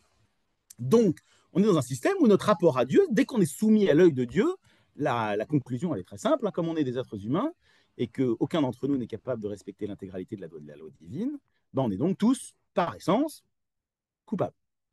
Est-ce que ça veut dire pour autant qu'en étant coupable, on doit être condamné à mort? Théoriquement, oui. Sauf que si on passait notre vie à être condamné à mort tous les jours, il n'y aurait plus grand-chose comme projet collectif. Et donc, tout le challenge, c'est comment est-ce qu'on amadoue Dieu pour qu'il passe quelque part, pour ceux qui aiment la Kabbale, du côté din, du côté jugement rigoureux, au côté chesed, côté miséricorde, jugement miséricordieux. Et ça, systématiquement, à travers l'intégralité de notre système biblique, c'est en créant une interface entre Dieu et nous. Prenons un autre exemple. Quelle est la Haftara qu'on lit à Kippour? Jonas. On lit l'histoire de Jonas. Bien. Jonas, vous vous rappelez de son histoire. Hein, Dieu lui donne une mission d'aller annoncer à Ninive que s'ils ne font pas Teshuvah, ils seront détruits. Ça embête Jonas, Jonas s'enfuit, Dieu le récupère, il passe un peu de temps dans un poisson, et finalement il finit par remplir sa mission, il va à Ninive, il fait 3-4 jours de bon allez, si vous vous repentez pas, ça va mal se tourner, coup de miracle, la ville se repent, lui il va tranquillement se mettre à l'extérieur, et puis il n'est pas content parce que, comme elle s'est répandue, elle s'est repentie, Dieu va pas la détruire. Et du coup il râle, et puis je sais pas si vous vous souvenez, à la toute fin, il est sous le soleil brûlant. Et qu'est-ce qui se passe à ce moment-là? Est-ce que vous vous souvenez? Il y a un kikayon, on traduit en général ricin, mais ce n'est pas bien clair ce que c'est. En tout cas, une plante couvrante qui pousse et qui le protège de cette chaleur brûlante. Ah, là, brutalement, c'est vachement bien. Un petit cocktail, un petit mojito à l'ombre, en attendant que la ville soit détruite, tout va bien. Sauf que, évidemment, ce n'est pas lui qui a créé ce kikayon, c'est Dieu. Et Dieu va susciter un père qui va ronger le kikayon et qui va donc faire disparaître le film entre lui et l'Éternel. Et l'Éternel essaie de lui faire comprendre que c'est comme ça qu'on se protège du jugement divin. Sauf qu'à la fin, je ne sais pas si vous vous souvenez, Jonas n'a toujours pas compris. Ce qui est intéressant sur le rapport à la Teshuvah et de se demander comment est-ce que nous, chacun, on comprend notre propre Teshuvah. Donc on retrouve cette idée de créer ce film entre le soleil brûlant du jugement divin et la sécurité de l'individu. Qu'est-ce qu'il y a d'autre comme autre séquence ou comme autre acte rituel dans notre tradition, que ce soit au temple ou aujourd'hui, où on créait des frontières ou des zones intermédiaires entre le lieu du jugement et nous? Le Hérouv, non? Alors, le Hérouf, c'est un loophole que les rabbins ont créé pour pouvoir porter à Shabbat. Donc, le Hérouf, c'est plus une espèce de manière d'arriver quand même à enfreindre les lois de Shabbat sans vraiment le dire. Si ça vous intéresse, un jour, on fera un truc sur le traité Hérouvide, c'est très marrant. C'était quoi le cœur du système sacrificiel? Est-ce que c'était juste cramer des morceaux d'animaux et faire manger le reste? Quand on mange de la viande, il y a un commandement central qui revient partout, c'est lequel? La manière dont ils Ne sont pas tués manger le sang. de sang. Exactement. De Le sang. sang est strictement interdit. Ça, c'est réperté partout, partout, partout, partout. Qu'est-ce qu'on en faisait avec ce sang? Et on en faisait quoi avant? Exactement. On aspergeait en général autour de l'autel ou sur les cornes, c'est-à-dire les quatre coins. Bref, on en créait une zone liminale de protection. Le sang, systématiquement dans la tradition biblique, est su symboliquement comme la création d'une zone protectrice entre l'extérieur mortifère, le jugement divin, et nous. Je vous rappelle qu'il y a un événement qui est le plus emblématique du rôle de ce rôle de protection que joue le sang. Quand est-ce qu'il y a la mort qui va passer et qu'on va mettre du sang pour se protéger? À Pessah, de nouveau. D'accord, la sortie d'Égypte. Qu'est-ce que c'est? Je badigeonne mes portes avec le sang pour être sûr que l'ange de la mort reste bien dehors et que moi, à l'intérieur, je reste en vie. Donc, tout ce système crée une pensée cohérente. Si vous réfléchirez sur le rôle de la mezouza, si ça vous intéresse, c'est exactement la même chose. Tout ce système part du principe général que l'œil de Dieu est sur nous, pas toujours, mais régulièrement. En tout cas, dès qu'on sonne du chauffard, c'est comme si on a le jugement sur nous. Donc là, il faut qu'on fasse attention. Et ce jugement, si on ne fait rien, il est forcément toujours le même. On est coupable, c'est la mort. Prenez un exemple très simple de gens qui se sont rapprochés trop du divin sans protection. Deux personnages très importants de l'histoire biblique qui ne font pas ce qu'il faut. Exactement. Nadav et Avihu. Nadav et Avihu, les deux fils d'Aaron, on pourrait se dire, c'est les fils du Kohen Gadol, c'est quand même des gens extrêmement proches du divin, etc. etc., etc. Qu'est-ce qu'ils font? Ils amènent un Esh Zara, un feu étranger que l'Éternel leur a pas demandé. Donc ils font leur petit rituel dans leur coin. Ça part plutôt d'une bonne intention, on pourrait se dire, c'est sympa, etc. Sauf que c'est pas ce que Dieu a demandé. Donc ils se rapprochent certes de l'Éternel. Quand on se rapproche trop de l'Éternel sans interface, qu'est-ce qui se passe? On réduit ensemble. On meurt. Il meurt. Donc, tout le rôle de cette capara, qu'est-ce que c'est? C'est de créer une interface entre nous et le jugement divin. Pas tant parce qu'on veut se cacher, qu'on espère qu'avec cette capara, on amadoue, on rend propice le jugement divin. Je vous rappelle qu'il y a cette racine kapar, elle apparaît sur un objet du temple. Est-ce que vous vous souvenez? Qu'est-ce que c'est que le caporet? Le rideau? Non, ça c'est le parochet. Vous avez parfaitement raison, c'est très très proche comme nom. Mais le rideau s'appelle le parochet et il y a un autre qui s'appelle le caporet. Non, c'est vraiment dans le temple. Ça aurait pu, ça aurait pu être sur les pains de proposition. Non. Si on réfléchit caporet, ça veut simplement dire couvercle. Où est-ce qu'on va mettre un couvercle dans le temple? Sur l'Arche d'Alliance. Donc, l'Arche d'Alliance, avec les tables de la loi, est recouverte d'un couvercle en or, le caporet, sur lequel il y a deux choses vachement intéressantes. Qu'est-ce qu'il y a sur le couvercle de l'Arche d'Alliance? Alors, ce n'est pas des anges, c'est ce qu'on appelle des kérouvim. Pas exactement la même chose qu'un malach. Donc, effectivement, il y a des figures un peu mythologiques, on ne sait pas exactement ce qu'elles représentent, mais en tout cas qui se font face à face. Les fameux kérouvim. Et qu'est-ce qu'on nous dit qui se passait dans le vide entre ces deux figures?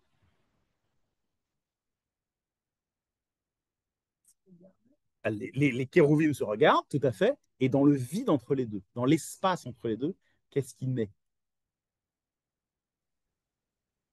C'est là la que parole de Dieu, la parole de Dieu. Exactement. Voilà, tout à fait. C'est qui est très intéressant parce que la parole de Dieu ne sort pas du matériel, il sort du vide. Ce qui est fondamental. C'est pas le chérubin, le kérouvim qui parle et que c'est pas Dieu, parce que sinon c'est la porte ouverte à l'idolâtrie. Donc dans le vide entre les deux, c'est le lieu de l'échange entre Moïse et l'Éternel. C'est vraiment explicitement dit comme ça dans la Torah, c'est le lieu où nous nous rencontrerons. Et sur ce caporet, qu'est-ce que venait faire le Kohen Gadol à Kippour? Asperger justement le sang du sacrifice. Est-ce que le système commence à se mettre en place pour vous sur le rôle de ce film protecteur quelque part qu'on met en scène systématiquement? Donc si maintenant on reprend l'intégralité de ce qu'on a vu sur ce jeûne qui n'est pas vraiment la priorité, ce qui compte c'est l'auto-mortification, l'auto-déni quelque part, mais ce n'est pas un auto-déni complet, c'est un déni quelque part comment est-ce que je peux formuler ça, de notre extériorité quelque part. C'est accepter que notre extérieur n'est plus la priorité. Je ne mets pas de beaux habits, je ne me lave pas, je ne mange pas pour me faire plaisir, etc., etc. Bref, tout ce qui est de l'ordre du matériel, de l'extériorité, je vais quelque part le dénier de façon à redonner un peu de priorité. À quoi? À l'intériorité. Et donc, on arrive à cette idée que qu'est-ce que c'est que Kippour, cette création de cette frontière entre l'intériorité qui est censée être porteuse de vie, où est-ce qu'elle est la vie dans le déluge et dans l'arche, à l'intérieur de l'arche, où est-ce qu'est la vie quand Jonas est dans le bateau, à l'intérieur, je rappelle qu'il y a une tempête à l'extérieur, où est-ce qu'il est protégé à l'intérieur du poisson, etc., etc., etc., etc. Donc, l'intériorité est censée être la porteuse de vie, en tout cas spirituelle, et qu'est-ce que l'extériorité est porteuse? Deux choses qui nous, quelque part, détournent de notre rapport à notre intériorité. Et donc, qu'est-ce qu'on fait de ça? On l'a on l'a réduit, on l'oppresse, on l'a servi à ce qui est de l'ordre de l'intérieur. Exactement, absolument, on l'appauvrit. Donc, au final, si on regarde qu'est-ce que Kippour construit, eh ben, ça construit un gigantesque moment de rééquilibrage entre l'intérieur et l'extérieur. Toutes les rancunes qu'on rumine, toutes les hontes qu'on intériorise, toutes les colères refoulées, tous les désirs matériels qu'on a mal sublimés, toutes les transgressions dont on a honte, etc., etc., etc., tout ça devrait appartenir au monde de l'extérieur, au monde de la relation, au monde de l'action, et elles se sont enquistées quelque part à l'intériorité où elles pourrissent. Je vous rappelle que 6 mois plus tard, on aura un autre rituel où on essaiera de se débarrasser de ce qui pourrit à l'intérieur, Pessah. C'est exactement la même idée. Et d'ailleurs, si on remet Kippour dans cette grande courbe, juste avant Rosh Hashanah, qu'est-ce qu'on fait théoriquement comme acte rituel qui est assez symbolique et très beau à mon avis? Les slichot. Alors, les slichot, tout à fait. Je ne pensais pas à celle-là. Je parle bien d'un moment ponctuel. On va faire un acte. Exactement. Le tachlir. Qu'est-ce que c'est le tachlir? Exactement. Voilà. Vous allez aller au bord de l'eau, une eau vivante et publique. Très important ces deux paramètres-là, hein, théoriquement. Et vous allez prendre ce qu'il y a dans vos poches, donc à l'intérieur, pour le jeter à l'extérieur pour qu'il soit emporté. Je rappelle que l'eau, c'est le symbole de la Torah, etc. Donc, c'est pas anodin. Donc, le tachlir est vraiment l'entrée dans ce processus de rééquilibrage entre intériorité et extériorité qui commence au début du mois d'Elul, qui monte en puissance pour arriver au sommet, théoriquement, de Yom Kippour, où on a, théoriquement, on essaye d'avoir rééquilibré l'intériorité et l'extériorité. C'est pour ça qu'on jeûne, c'est pour ça qu'on se couvre du talit, etc., etc., etc. Et si vous regardez, on parlait tout à l'heure de Jonas. Jonas, c'est vraiment le paroxysme du personnage qui représente la lutte entre l'intériorité et l'extériorité. Il commence par quoi? Il commence par fuir. On lui a demandé d'aller à l'intérieur de la ville de Ninive. Qu'est-ce qu'il fait? Il s'en va à l'extérieur. Et ce qui est intéressant, c'est qu'il s'en va où? En se cachant à l'intérieur d'un bateau. Ce qui évidemment ne fonctionne pas. Donc à l'extérieur, Dieu suscite une tempête. Qu'est-ce que font les marins? On le jette où? À l'extérieur. Tout de suite, qu'est-ce qui se passe? Un poisson le réavale à l'intérieur. Il passe 3 jours à se poser des questions sur lui-même, ce qui est quelque part symboliquement un peu la même chose que ce que nous on fait entre Rosh Hashanah et Kippour. Puis le poisson le rejette à l'extérieur. Une fois à l'extérieur, cette fois-ci, il remplit sa mission, il va à l'intérieur de Ninive. Mais ce qui est très intéressant, si vous regardez, c'est que comme il n'est absolument pas convaincu de sa mission, qu'est-ce qu'on nous dit sur la façon dont il rentre dans Ninive? Ninive, on dit que c'est une ville gigantesque. Il faut au minimum 3 jours pour la parcourir d'un bout à l'autre.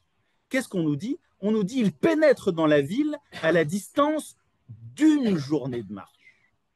Est-ce qu'il est vraiment rentré à l'intérieur de Ninive? Est-ce qu'il a vraiment été rencontrer les gens de Ninive? Est-ce qu'il a vraiment rempli sa mission de prophète? Non. Pas vraiment. C'est vraiment le touriste du prophétisme, quelque part, Jonas. Hein. C'est bon, ok, j'ai fait le minimum syndical, j'en ai fait un tiers, et ça suffit. Hein. Hop, je vais me reposer à côté parce que ça va bien. Et pourtant, et c'est ça que c'est fascinant, ça marche quand même. Comme quoi, la teshuva, même faite à moitié, hein, ça marche plutôt pas mal. Et puis, je vous rappelle que sa prophétie, elle est fascinante. Elle consiste en 5 mots. C'est la prophétie la plus feignante de toute l'histoire du judaïsme. Donc, il n'y a pas de rencontre, il n'y a pas de dialogue, il ne connaît pas les gens, il leur balance un petit message rapidos, et après, il ressort. Quand il est installé à l'extérieur, c'est une position vachement confortable, c'est spectateur, il juge de l'extérieur, bon, alors j'attends de voir le jugement, comment ça va se passer, petit tremblement de terre, est-ce que c'est un autre déluge, bref, etc. Et puis, qu'on le veuille ou non, il y a un côté voyeurisme très, très net. Qu'est-ce que c'est qu'un voyeur si ce n'est quelqu'un qui, de l'extérieur, veut pénétrer l'intériorité d'un autre? Donc, on a chez Jonas l'emblème de celui qui mélange l'intériorité et l'extériorité. D'où le regard brûlant du soleil, jugement divin, et l'Éternel qui essaye un petit peu lui faire apprendre qu'est-ce que c'est que cette fameuse capara avec le kikayon. Et puis ce kikayon, il est rongé par quoi? Est-ce que, je sais pas, est-ce que c'est un rhinocéros qui passe et qui le détruit? Pas du tout, c'est un ver, c'est-à-dire quelque chose qui le détruit une fois de plus de l'intérieur. D'accord? Donc vous voyez comment est-ce que Jonas nous met en scène cette problématique du mélange intérieur-extérieur à Yom Kippour. Donc évidemment, hein, c'est absolument pas choisi au hasard. Donc, si on récapitule, finalement, quelle image ça nous donne de ce que c'est que la Teshuvah? Un retour vers l'intérieur. Voilà, en tout cas, faire rentrer à l'intérieur ce qui devrait être à l'intérieur et laisser à l'extérieur ce qui doit être à l'extérieur. Ah, je n'ai pas dit que c'était un truc facile, on est tout à fait d'accord. C'est pas pour rien d'ailleurs que ça ne se fait pas que à Kippour. Théoriquement, on a eu un mois et demi avant Kippour pour progressivement se mettre dedans. D'où le fait que quand on devient qu'à Kippour, est-ce que vraiment c'est donner les meilleures chances d'obtenir ce pourquoi Kippour est fait? Absolument pas. Exactement. C'est exactement ça. On fait comme Jonas, on n'en fait qu'un petit peu. Un petit peu. Mais on ne s'est pas vraiment donné le moyen de, de vraiment bénéficier de ce que toute cette période euh, nous propose. Et puis, si on regarde le rituel de Kippour lui-même, tout à l'heure, je l'ai évoqué rapidement, c'est quoi le cœur du rituel biblique de Kippour? J'ai bien dit biblique, hein, pas rabbinique. Le rituel biblique, je vous rappelle, il consiste, une fois de plus, en une histoire d'intériorité et d'extériorité avec les deux boucs. Vous vous souvenez? Le Kohen Gadol, on lui amène deux boucs qui sont exactement similaires. On va tirer au sort, comme ça, il n'y a pas de prédestination. Chaque passe, chaque chemin est possible. Un des deux boucs sera sacrifié et l'autre sera envoyé, la Azazel, on ne sait pas exactement ce que ça veut dire.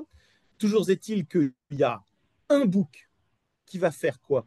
Qui va être amené dans le temple, à l'intérieur, sacrifié, et son sang va être amené où?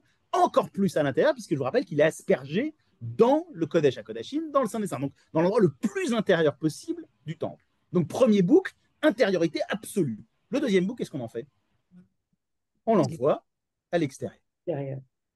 D'accord? Donc on a là aussi une mise en scène, c'est que du théâtre tout ça, hein, c'est vraiment de la catharsis grecque. On met en scène les gars, l'objectif c'est pas de mélanger l'intériorité et l'extériorité. Mais est-ce que ça veut dire qu'il y en a un qui est mieux que l'autre? Absolument pas. Puisque de toute manière, exactement comme vous dites, la fin est la même pour tout le monde. Les deux boucs finissent tous relativement mal, meurent.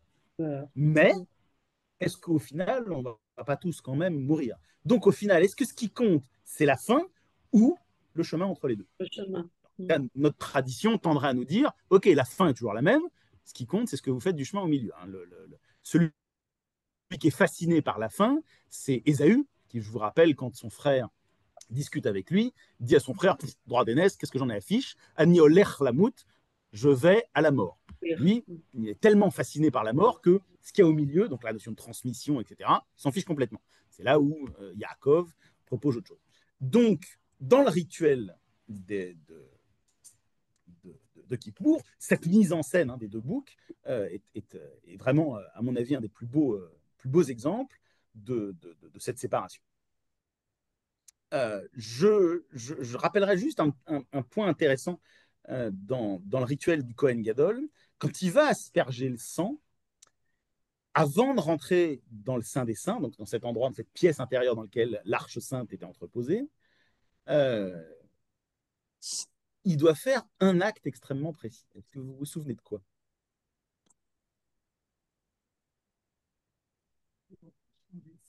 Alors, tout à fait, il va au mikvé, il se change, tout à fait. Hein. Là aussi, on se retrouve avec le blanc, puisque les habits qu'il met pour rentrer à l'intérieur sont des habits blancs, tout simple. Pourquoi? Parce que le reste du temps, il a des habits magnifiques avec de l'or, du téchelet, hein, cette couleur qu'on a théoriquement sur nos sites, qui était une des couleurs les plus rares, donc les plus chères de l'époque. Donc, normalement, il est habillé vraiment comme un roi pendant tout le reste de la cérémonie. Mais là, quand on va aller face à face avec Dieu, on fait moins le malin. Donc, on fait Anna, on simplifie, pas très français, vous m'excuserez, j'espère. Donc, il enlève ses vêtements, il passe dans le mikvé et il s'habille en blanc pour aller rencontrer l'éternel. Donc, effectivement, il y a une étape déjà de transformation extérieure. Et puis, quoi d'autre? Avant de rentrer dans le Saint des Saints pour asperger, il quoi? Alors, tout à fait, alors ça c'est rabbinique, c'est pas du tout biblique, mais voilà, bon, rabbinique, on lui accrochait une chaîne ou une corde autour de la taille, parce que si jamais il mourait, parce qu'on était tous coupables, il fallait pouvoir le sortir pour pas qu'il y ait un cadavre qui reste dans le Saint des Saints. Donc, tout à fait. Mais avant, lui, il fait un acte extrêmement important, avant d'aller asperger le sang sur le caporal.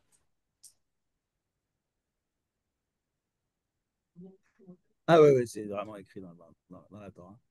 Et puis les rabbins font des discussions géniales sur comment il faut le faire, c'est très très drôle.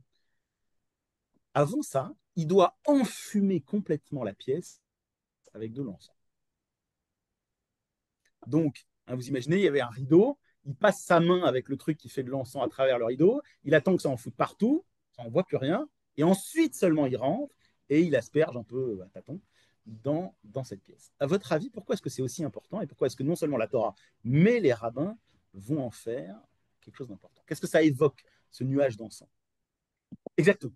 Une interface entre quoi et quoi? Entre le Kohen Gadol, l'humain, et l'endroit. Je vous rappelle que qu'est-ce qu'il y a dans cette pièce? L'arche d'alliance sur laquelle il y a le caporet, et au milieu sur le caporet, je vous rappelle, c'est le lieu de la rencontre avec le divin.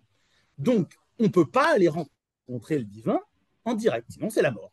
Et je vous rappelle que dans le Mishkan, c'est-à-dire le temple du désert, qu'est-ce qu'on nous dit qu'il y avait à cet endroit-là, au-dessus de la tente d'assignation? Des nuées. Moïse allait rencontrer l'Éternel. Des nuées, exactement. Et quand Moïse monte au mont Sinaï pour aller récupérer les tables de la loi, qu'est-ce qu'on nous dit qu'il y a au sommet du mont Sinaï? Une nuée. Bref, on est en permanence en train de créer une frontière, une protection, une interface entre nous et le divin. Ce qui se rapproche trop du divin, ça se termine en général très mal.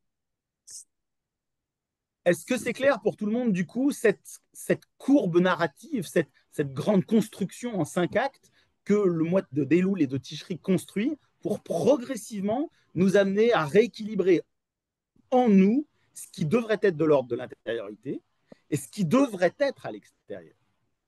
Vous savez que l'intériorité et l'extériorité, c'est une obsession du rituel juif. Vous connaissez probablement la maladie de la tsaraat, vous vous rappelez cette maladie bizarre de peau, mais qui va aussi sur les habits, qui va aussi sur les murs des maisons. Qu'est-ce que c'est que la peau, les habits et les murs des maisons? C'est les niveaux successifs d'intimité. La peau, c'est vraiment vous et l'altérité. Le vêtement, c'est l'étape d'après. Le mur, c'est encore l'étape d'après. Donc, il y a une obsession de systématiquement maintenir autant que se peut l'intérieur à l'intérieur et l'extérieur à l'extérieur. La fête de Kippour est-elle donc réellement la fête du grand pardon? En tout cas, ce n'est pas exactement ce que nos textes semblent évoquer. J'y vois à titre personnel plutôt une thérapie de l'équilibre, quelque part. Un moment de rééquilibrage. Je vous encourage donc éventuellement à éviter d'avoir vos téléphones mobiles allumés pendant la journée de Kippour, puisque comme pénétration de l'extérieur dans l'intérieur, les téléphones font partie probablement des choses les pires de façon moderne. Je ferai juste un petit lien avec une autre fête qu'on associe rarement à Pourim, à Kippour. Bon, c'est bon, je vous ai la révolution, ça va, tout va bien, super. Hein, on voit que j'ai dormi 5 heures. Donc, il y a une autre fête qui est liée à Kippour, c'est la fête de Pourim. On dit toujours Yom Kippour, mais comme vous l'avez vu dans la Torah, en fait, ça ne s'appelle pas Yom Kippour, ça s'appelle Yom HaKippurim. Et donc, évidemment, les rabbins vont se dire qu'il y a un super jeu de mots à faire. Yom HaKippurim, c'est le jour qui est comme Pourim. Ce qui est intéressant, c'est que du coup, ça veut dire qu'on définit Kippour, que tout le monde présente comme la fête la plus importante, par rapport à la fête secondaire qui est Pourim. Comme si quelque part, la fête la plus importante des deux, c'est Pourim. Or, si vous regardez, qu'est-ce que c'est que Pourim, si ce n'est là aussi une histoire d'intériorité et d'extériorité? Où est-ce que Mordechai se place en permanence? On dit toujours qu'il se place aux portes. Il est dans cette frontière permanente. Et qu'est-ce qui est dans l'intériorité la plus absolue? Esther. Esther, dont le nom même, Satar, veut dire la cachée. Elle est aussi bien cachée au niveau de son identité, puisqu'elle n'a jamais dit qu'elle était juive, qu'elle est cachée au niveau de son endroit. Elle est dans le harem du roi. À l'inverse, où est-ce qu'on peut aller dans l'extériorité pour être jugé, pour être sauvé ou pour être condamné? Chez le roi. C'est ce que fait Aman, hein, qui va condamner le peuple hébreu. Et que se passe-t-il dans le récit d'Esther? Est-ce que Esther peut obtenir le salut en restant cachée? Absolument pas.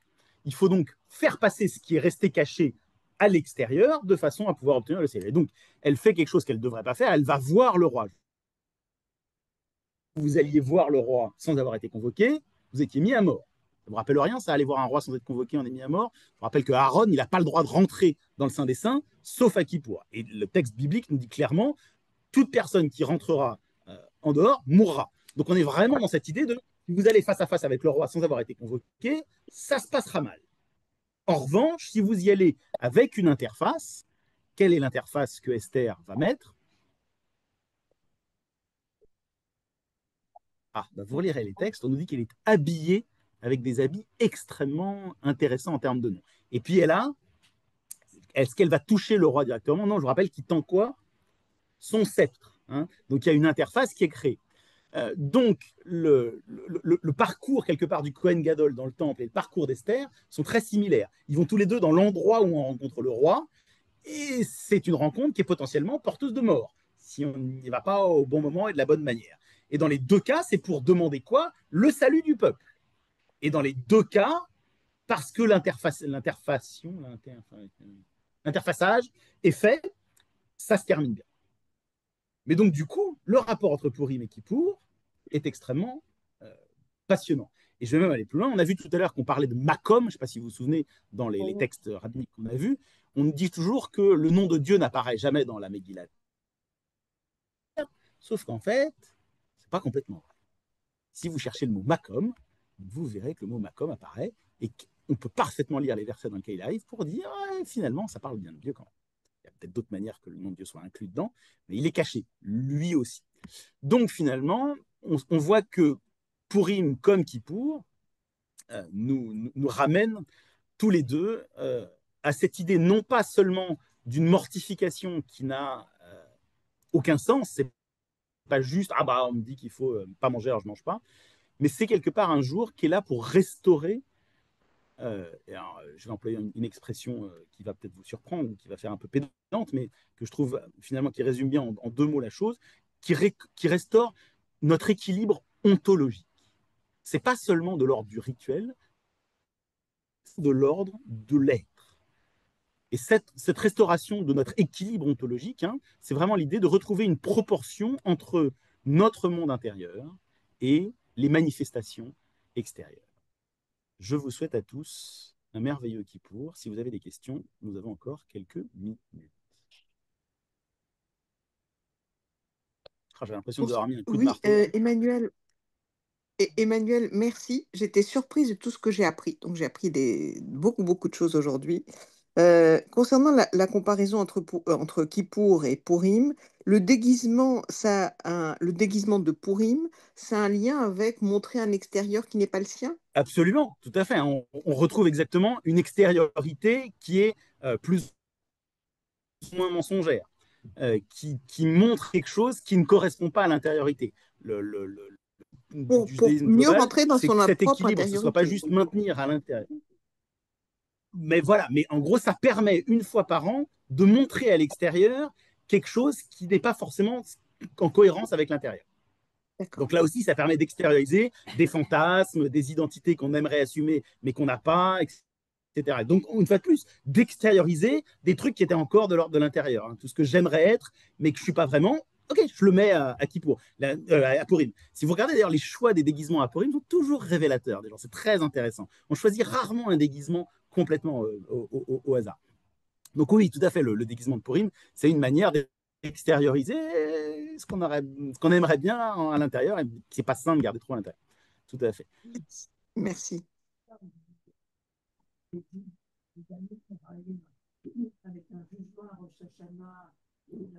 Verdict à Kippour, ouais. Tout ça, c'est rabbinique. Tout ça, c'est la Mishnah et la Gemara. La question, c'est l'idée que à Rosh Hashanah, ce soit un jour de jugement et qu'à Kippour, on ait le verdict qui tombe. Tout ça, c'est rabbinique. C'est absolument pas biblique, comme vous l'avez vu. Dans le biblique, c'est absolument. On ne parle pas de jour de jugement officiellement. En revanche, on nous parle quand même de cette propitiation, de rendre propice, d'amadouer Dieu par les sacrifices et par le rituel des deux boucs. Donc c'est lié, mais l'idée même de Yom Haddin pour Rosh Hashanah et de Gezer Din pour l'expression rabbinique du verdict, ça c'est vraiment totalement rabbinique. Vous avez une question?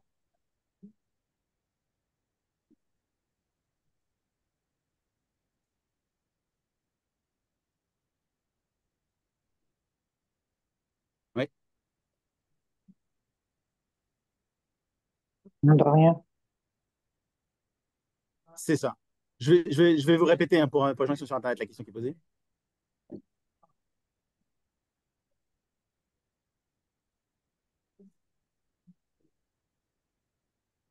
Ah, ok. Alors,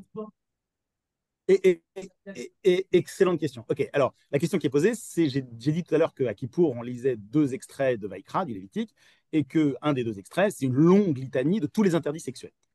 C'est vraiment un texte qui est à la fois compliqué à lire parce que ça se répète avec des mots qui changent très peu, puis quasiment toujours la même cantillation, puis de temps en temps ça change, on ne sait pas trop pourquoi. Donc oui, il y a un grand texte du Lévitique dans lequel on fait la liste de tous les interdits sexuels. Et donc la question, c'est, mais Madame avait l'impression que c'était quelque chose qui était plutôt de l'ordre de l'humain que de l'ordre du rapport à Dieu. C'est pas parce que c'est une transgression qui est faite par l'homme que ça ne met pas en jeu avant tout un problème de rapport entre l'homme et une loi transcendante. En gros, ce qui est très intéressant, et votre remarque d'ailleurs met le point sur un point vachement intéressant de ça, on pourrait se dire, quand je couche avec, je sais pas, ma sœur, il y a un problème avec elle, c'est-à-dire c'est un problème humain. C'est pas comme ça que le voit la Torah. Pour un exemple, c'est que vous pourriez, on s'entend, par exemple, frères et sœurs, le problème, c'est qu'il pose une loi transcendante, qui est un tabou absolu. Et donc le problème n'est pas tant que vous le fassiez avec telle personne de façon consentante ou pas, le viol est traité ailleurs d'ailleurs dans la Torah, hein, c'est l'idée de dire ça par essence, parce que Dieu l'a dit, c'est interdit. Ce qui est la notion même de tabou. C'est pas quelque chose qui est forcément logique, même si aujourd'hui on sait que ça évite des dérives génétiques, etc. Donc il y a aussi une raison. Je ne suis pas sûr qu'à l'époque ils avaient complètement intégré ça. Mais là, c'est vraiment la mise en place d'un tabou au sens absolu du tabou. Il y a une règle qui vient de l'extérieur, ça c'est marrant, tiens d'ailleurs, puisqu'on parle d'extérieur, ça vient de l'extérieur et vous vous taisez, la règle c'est comme ça. Euh, donc je pense que c'est pour ça. Et d'ailleurs, ce qui est intéressant, les harayot, ces interdits sexuels, font partie des big three, les 3 types de transgressions pour lesquels il faut accepter de mourir. Dans la tradition rabbinique, on en a parlé hier avec ceux qui étaient à l'atelier sur la fin, on vous dit que la loi, vous avez le droit de la transgresser tout le temps si vous êtes en danger de mort, sauf 3 choses. Le meurtre, l'idolâtrie et ces fameuses relations sexuelles interdites. C'est vous dire à quel point c'est un des tabous les plus absolus du judaïsme. Hein, on ne couche pas avec sa sœur, on ne couche pas avec son frère, on ne couche pas avec sa tante, on ne couche pas avec la femme de son frère, etc. Bref, en gros, il y a un certain nombre de liens extrêmement précis. Ce qui est marrant, c'est qu'il y en a un ou deux qui ne sont pas mentionnés, on se demande pourquoi, mais si un jour ça vous intéresse, on en parlera.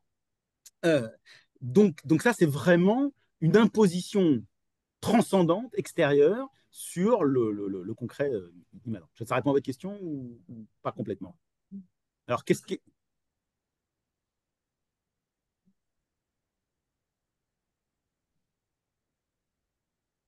Alors, justement, c'est vachement intéressant. Dans les harayot, il n'y a jamais de mention de consentement. C'est pas ça la question. La question, c'est juste la nature de la relation elle-même, qu'elle soit consentante ou pas. Non, non, c'est vraiment juste bah voilà, avec telle personne, non, avec telle personne, non, et les autres, c'est bon. Voilà. En revanche, vous avez raison qu'il y a d'autres chapitres de la Torah dans lesquels on vous dit voilà, si une femme se fait violer, machin, mais qu'elle appelle pas à l'aide, blablabla, il se passe ça, si elle appelle blablabla, etc., etc. Donc là, vous avez un traitement du consentement. Mais là, en revanche, on ne vous parlera pas de relation familiale. Donc c'est vraiment 2 sujets complètement différents. Vous aviez une question? Donc on va se mettre d'accord avec qu'on a pu avoir avec les uns et les autres. Enfin, c'était quand même au moment de Kippour, un moment aussi où on se ressent, bon, si on éprouve le besoin d'aller vers le c'est pas interdit. À ce moment-là, tout à fait, absolument. La question qui m'est posée dans la salle, c'est tout au long de l'année, certes, on peut réparer les relations humaines qu'on a abîmées, Kippour peut aussi servir de rappel, absolument.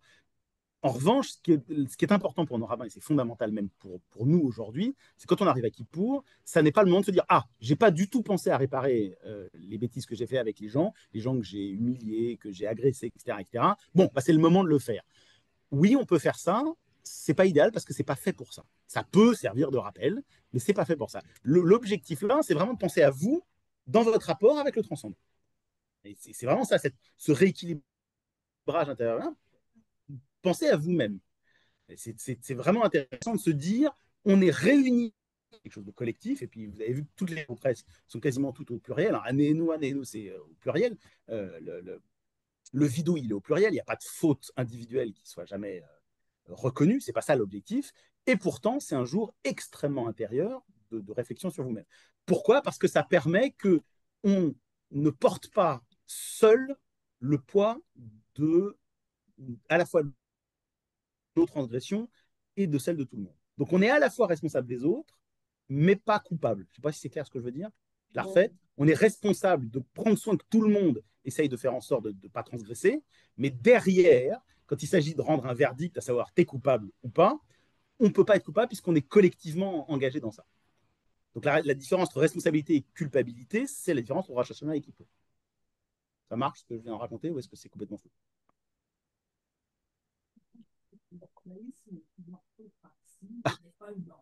Oui, je suis assez d'accord avec ça. Ah, c'est pas ça que c'est dit. Là, déjà, on me pose la question de savoir est-ce que le judaïsme est une orthopraxie ou une orthodoxie. Et Patricia en conclut derrière que ça veut dire qu'on n'est pas obligé de croire en Dieu.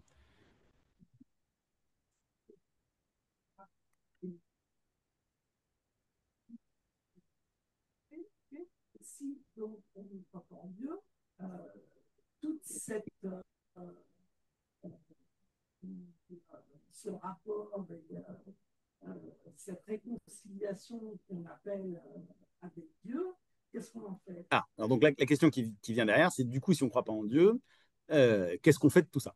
Alors déjà, la première chose, je voudrais rappeler que orthodoxie, ça n'a rien à voir avec Dieu. Ça veut juste dire une foi droite, une croyance droite. Donc ça veut dire qu'il y a une bonne manière de penser. Ce qui peut couvrir des milliards de manières de penser.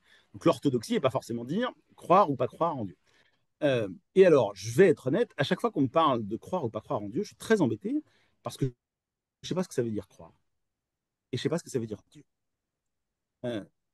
Donc, ce sont des mots qui sont extrêmement complexes, qui sont flous, qui sont un peu des mots valises. Vous savez que le mot Dieu, c'est la même racine grecque que Zeus, Théos, qui a été romanisé par l'Empire romain en Deus.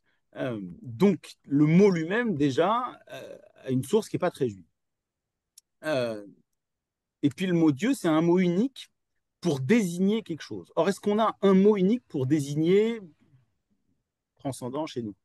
Non, je vous rappelle que la tradition juive dit qu'on a 70 noms pour l'Éternel et que 70, symboliquement, dans toute la tradition biblique, c'est toujours le symbole de l'infini. Donc, on a un rapport au divin où déjà, on est vachement embêté parce que pour le nommer, on sait que nommer, c'est très dangereux parce que mettre nom sur quelque chose, un mot sur quelque chose, c'est le circonscrire. Or, est-ce qu'on a la capacité, nous humains, de circonscrire Dieu? Pas vraiment. Donc, on est très embêté dans la tradition pour nommer l'Éternel. Donc, on en a plusieurs noms. Simplement, il y a des noms qui ont des sens différents, mais est-ce qu'ils parlent vraiment de Dieu lui-même? Je ne suis pas convaincu. Je pense que chacun des noms ou des mots qu'on utilise pour parler du transcendant ou vous l'appellerez comme vous voulez, il désigne non pas quelque chose de l'Éternel lui-même, mais quelque chose que nous pouvons percevoir, nous, avec nos 5 sens, dans le monde tel qu'on est. C'est-à-dire une trace que l'Éternel laisse. Quand on parle de Elohim, on parle des traces créatrices de l'Éternel. Quand on utilise le tétragramme, on parle plutôt de tout ce qui est de l'ordre du rapport au temps. Quand on va parler de El Shaddai, on va parler du rapport aux limites. Quand on va parler de El Eli, on va parler du rapport hiérarchique. Quand on va parler de Adonai Tsevaot, on va parler de l'impact militaire et en termes de masse sur la Terre, etc. etc. Donc, à titre personnel, dès qu'on parle de croire en Dieu, je botte un peu en touche parce que je pense que c'est un concept qui est problématique dans le judaïsme parce qu'on ne sait pas bien ce que ça veut dire croire et on ne sait pas bien ce que ça veut dire Dieu. Donc, je pense que l'intuition géniale du judaïsme, c'est justement que Dieu n'est présent ni absent. Et ça n'existe pas vraiment, et pour autant que le mot exister pour Dieu veut dire quelque chose, et là aussi je ne suis pas convaincu complètement, mais il y a quand même quelque chose, il y a une intuition, il y a un rapport à l'absence qui est fort. Un truc qui est intéressant dans le rapport au divin, on en a souvent parlé, hein, on en parlait tout à l'heure, au cœur de notre temple, nous, on fait l'inverse de ce que tous les autres peuples font. Je rappelle que tous les autres peuples, ils mettent une statue, c'est-à-dire une présence au milieu de leur temple. Nous, on dit que la voix de Dieu, elle vient d'où? d'un trou entre les deux kérovim du Caporet. Et en plus, on noie tout ça dans une fumée où on voit rien. Donc, Dieu, le mot Dieu est très, très embêtant pour parler du rapport à ce qui nous dépasse dans le judaïsme. Mon impression, c'est plus que les sages de notre tradition ont essayé de mettre en place un rapport à l'absence qu'on doit apprendre à gérer comme des adultes. Ce n'est pas une absence totale, sinon c'est du nihilisme. Ce n'est pas une présence totale, sinon c'est de l'idolâtrie.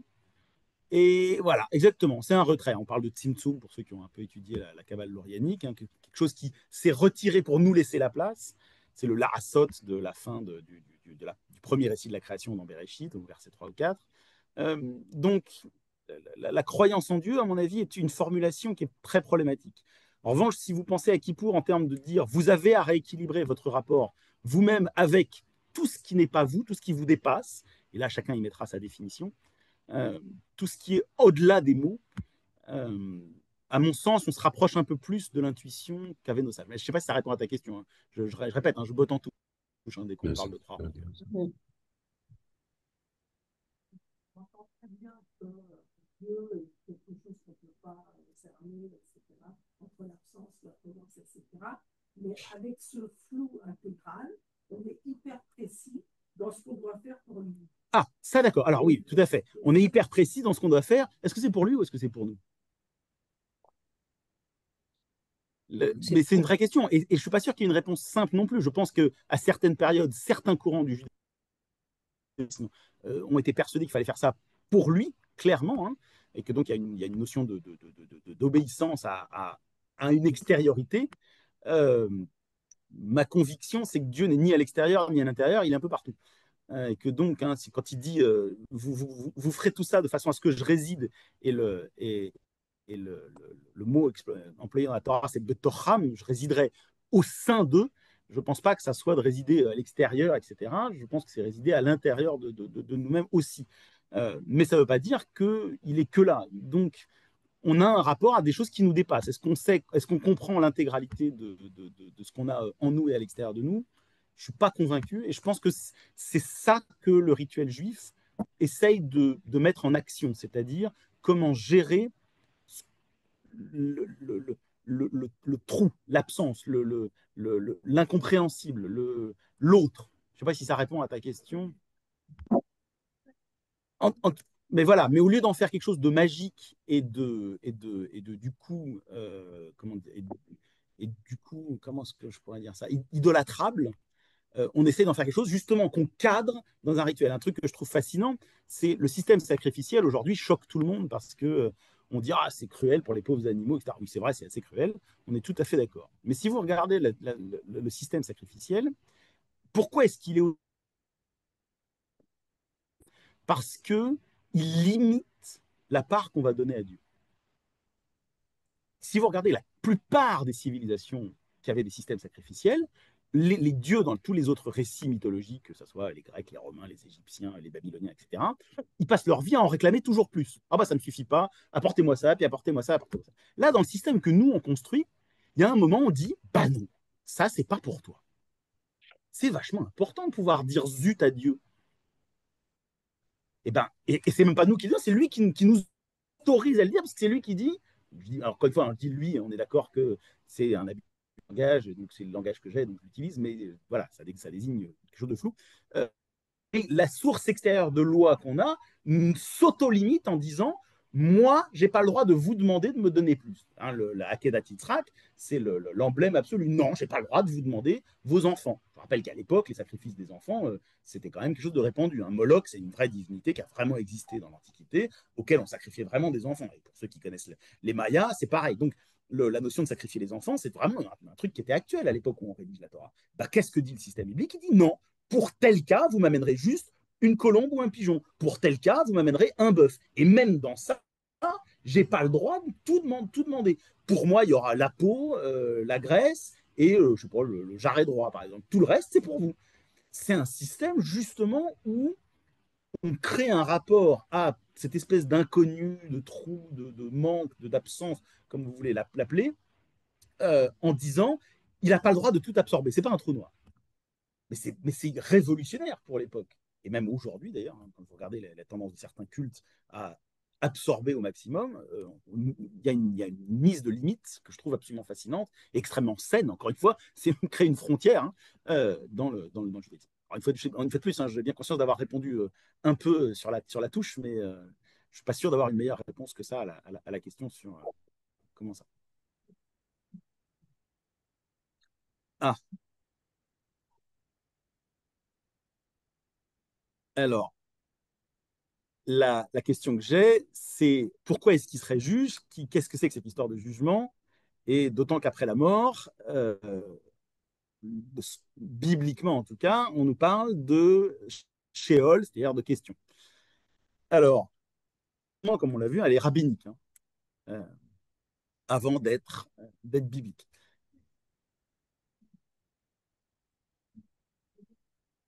Alors, il y a un côté clairement sociétal, mais il ne faut pas oublier, ça pour ceux qui étaient à l'atelier sur la halakha hier, il ne faut pas oublier que le rapport qu'on a avec Dieu, ce n'est pas un rapport de copains, bon qui pourrit. Euh, c'est pas un rapport de copains, c'est un rapport de quelqu'un qui nous donne des ordres et qui nous fait bien. Donc le rapport de base qu'on a avec le judaïsme, hein, réaliser l'intégralité de la Torah, c'est un rapport, on peut faire des choses, et on a des règles à suivre, on a des lois à suivre. Et il vérifie est-ce qu'on les suit, et ça a des conséquences. Hein. On en parlait hier avec ceux qui étaient là à l'atelier sur la halakha. Quelle est la première chose que Dieu dit à l'être humain dans Bereshit? Vraiment, avant même qu'il y ait quoi que ce soit, le premier truc que Dieu dit à l'homme, enfin, au Adam, voilà, croissez et multipliez. Le premier truc, c'est un ordre. Vous avez un job, c'est de faire ça. Puis après, ça recommence quand Adam et Chava arrivent dans le jardin d'Éden, c'est manger de tous les arbres, pas de celui-là. Donc, mais c'est un ordre aussi. C'est une loi. Et c'est pareil si on continue. À Noé, une fois qu'il aura nettoyé l'humanité et qu'il recommence, qu'est-ce qu'il dit de nouveau? Croissez et multipliez. Et puis quand Abraham va arriver, son premier truc, c'est l'ech lecha, va. Donc à chaque fois, le rapport qu'on a avec Dieu, en tout cas dans la construction biblique, c'est un rapport où on a des ordres et un système de loi auquel il faut obéir. Et si on n'y obéit pas, il y a des conséquences très très claires. Quand on arrive au Mont Sinaï, on nous dit si vous ne respectez pas, vous mourrez. Bon, c'est clair. Et pareil, quand on récite le schéma 2 fois par jour, on dit bah, si on ne respecte pas les mitzvot, vous n'aurez pas la pluie, machin, vous serez perdu dans la bonne terre que je vous donne, etc. etc. Mais si vous les suivez, bah, vous mangerez à satiété, etc. etc. Donc ça met en scène un système qui est relativement top-down, à savoir Dieu ordonne, nous on obéit. Après, c'est là où ça devient intéressant, c'est que nous, on renverse la situation en allant le voir pour lui dire ouais, bah, tu nous as dit ça, mais ça veut dire quoi vraiment? C'est là où ça devient intéressant. Donc le jugement, il est omniprésent dans la pensée judaïque. On est en permanence en état d'être jugé, parce que soit on obéit aux ordres qu'ils nous ont donnés, soit non. Donc c'est pas révolutionnaire en tant que tel. En revanche, là où c'est une innovation rabbinique, c'est de dire Rosh Hashanah, c'est un rendez-vous pour se forcer à purger tout. Et ça, c'est une innovation. Ça répond un peu à ta question ou pas du tout, Véronique? Je suis complètement à côté. Alors, non, mais c'est peut-être que j'ai pas compris la question. Qu'est-ce que j'ai raté dans la question?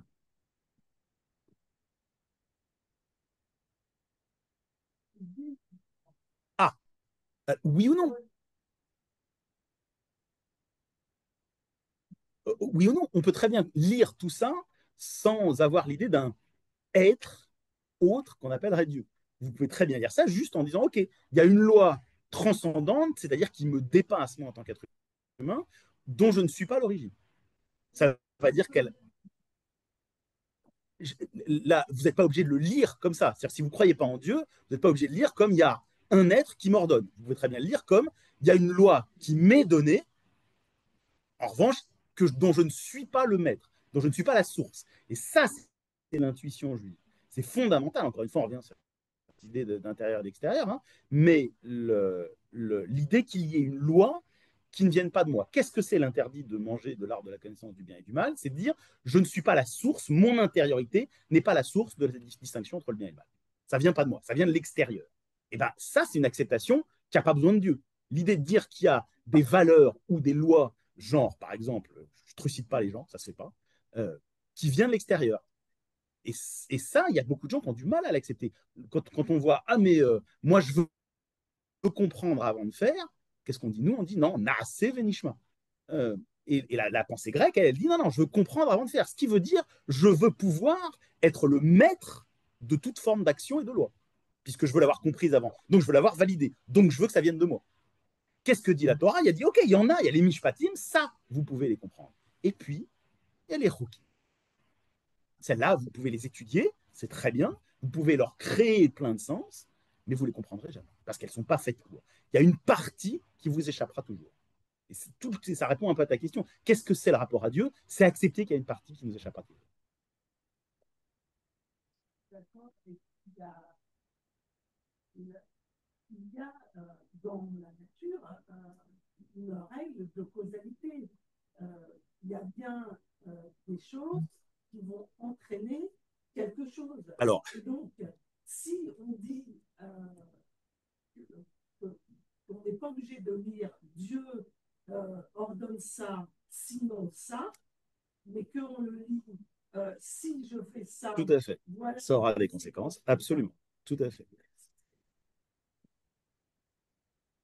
De la source de Dieu, c'est bien dans la nature Absolument. Une règle de causalité. Alors là, donc, Patricia, sorte de conséquences divines, Dieu nous punira ou Dieu nous récompensera, pas du tout en termes d'action d'un extérieur divin, mais de dire la notion de causalité dans la nature, elle existe. Si je détruis la planète, il ne faudra pas s'étonner que je puisse plus y vivre. Ce que raconte le schéma régulièrement, donc c'est la causalité pure. Là où je suis parfaitement d'accord, j'amène quand même un point de limite qui est que si on voit tout ça que comme ça veut dire qu'on a remplacé Dieu par la nature. Et que donc, on idolâtre la nature. Qu'est-ce que pour moi dit le judaïsme? Dit oui, on peut lire une partie comme ça, et puis il y en a une partie qui n'a rien à voir avec la causalité. Je répète, la loi de la vache rousse, si on vous dit allez cramer une vache entièrement rousse à l'extérieur du camp par quelqu'un qui est pur, qui va ensuite faire des trucs particuliers avec les cendres, les mélanger avec une eau particulière, dans un récipient particulier, et il faut vous asperger de ça, parce que comme ça vous permettra d'être pur rituellement et de rentrer au temple. La causalité, je suis navré là, impossible, enfin en tout cas pour moi, peut-être que je suis stupide, mais impossible de voir le lien entre ce rituel et la pureté rituelle. Donc c'est qu'on crée, et c'est là que les chokim rentrent en compte, on crée aussi un système où on dit oui, la causalité, elle rentre dans plein de systèmes très très clairs, notamment les systèmes de récompense et de punition divine. Donc on peut le lire comme ça, mais il y a aussi une partie qui ne peut pas rentrer dans ça. Sinon, c'est idolâtrer la nature. Et idolâtrer la nature, il y a un paquet de civilisations qui l'ont fait. Même quelque part, si vous allez chez Spinoza, Deus sive natura, c'est pas très très loin. Donc je pense que le judaïsme, justement, attire notre attention pour dire oui, mais. Il y a toujours un oui, mais. Il y a toujours un trou dans tout système. Cette histoire de causalité, ça ne veut pas dire qu'on la comprenne, la causalité. Non, mais ça veut dire que tu penses que tu peux la comprendre un jour, et ça, c'est justement ce sur quoi attire notre attention les manques systématiques du judaïsme. Il y a des trucs qu'il faut accepter que tu ne comprendras pas. Jamais. Et les exemples peuvent être multiples. Et même s'il y a des choses qu'aujourd'hui on ne comprend pas et qu'un jour on comprendra, on ne parle pas forcément de ça. Ce que ça essaye de mettre en place désespérément, c'est une attitude mentale qui ne se prend pas soi-même pour Dieu. Qu'est-ce que c'est Dieu? C'est je suis capable de tout prendre. Ben non, on est être humain. Et c'est très bien, il faut chercher à comprendre le maximum. La recherche est encouragée par tous les textes bibliques, et rabbiniques encore plus. Donc il n'y a aucun problème avec la recherche. Il faut essayer de comprendre. Mais il ne faut jamais se dire qu'on pourra tout comprendre. Sinon, c'est le vaudor. Sinon, c'est ça, c'est se prendre pour Dieu, c'est l'idolâtrie.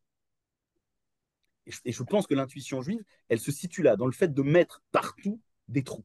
Il y a toujours un truc où il faut accepter qu'un trou. On parlait de Sukkot, qu'est-ce qui fait une souka cachère?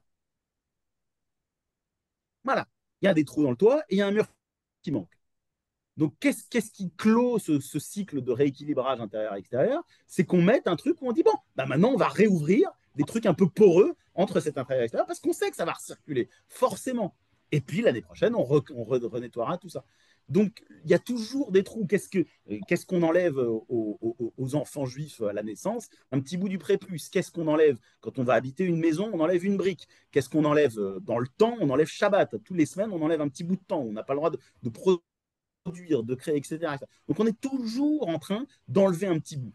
et c'est systématique. Tous les actes juifs ont toujours un truc qui manque. Oui, Marie, vous avez une question.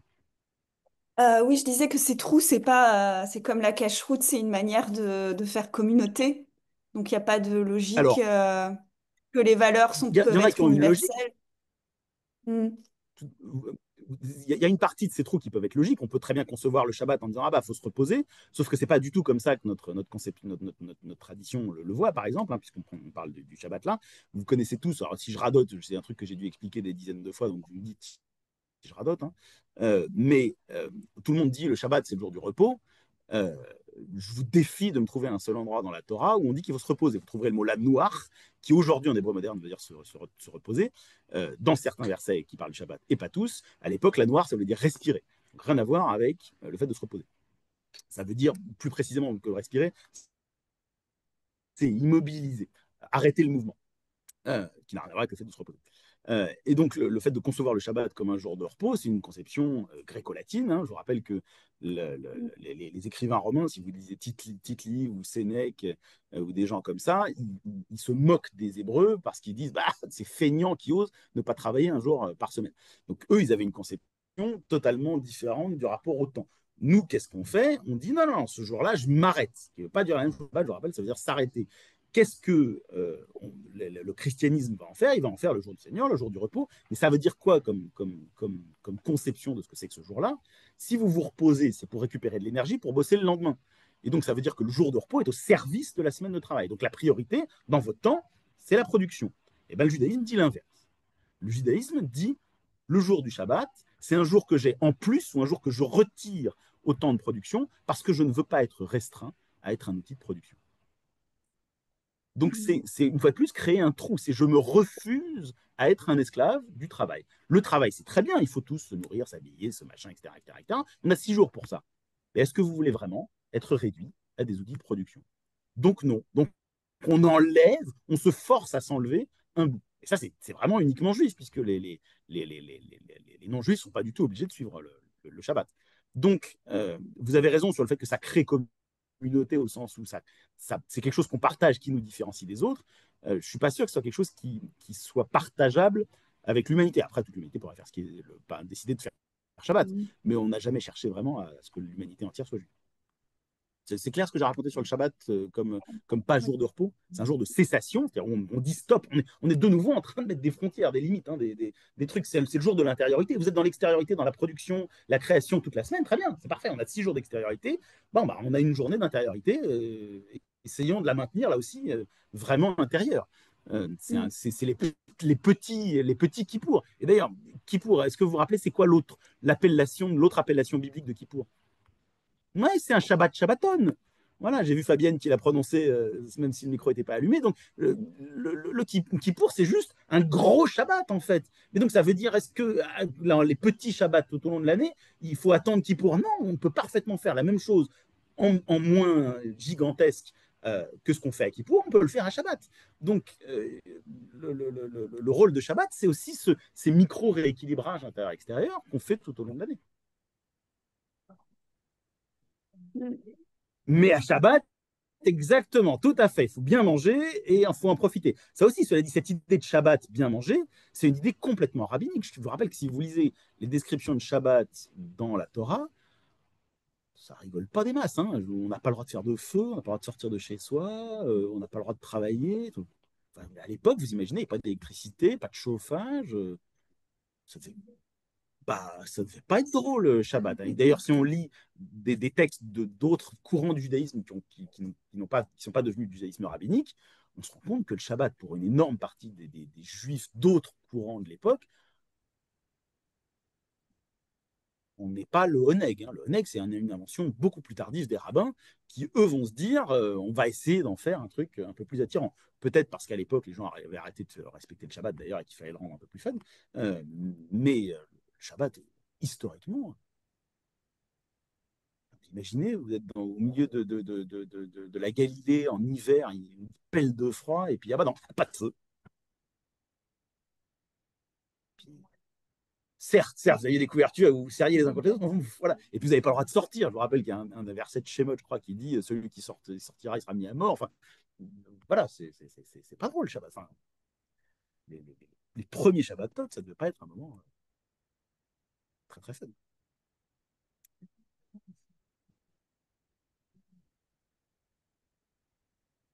Alors, ben, encore une fois, alors, la question qu'on me pose, c'est pourquoi est-ce que dans les prières juives, on parle toujours de Dieu miséricordieux. Alors, on ne parle pas toujours ça, d'ailleurs, on dit parfois qu'il est.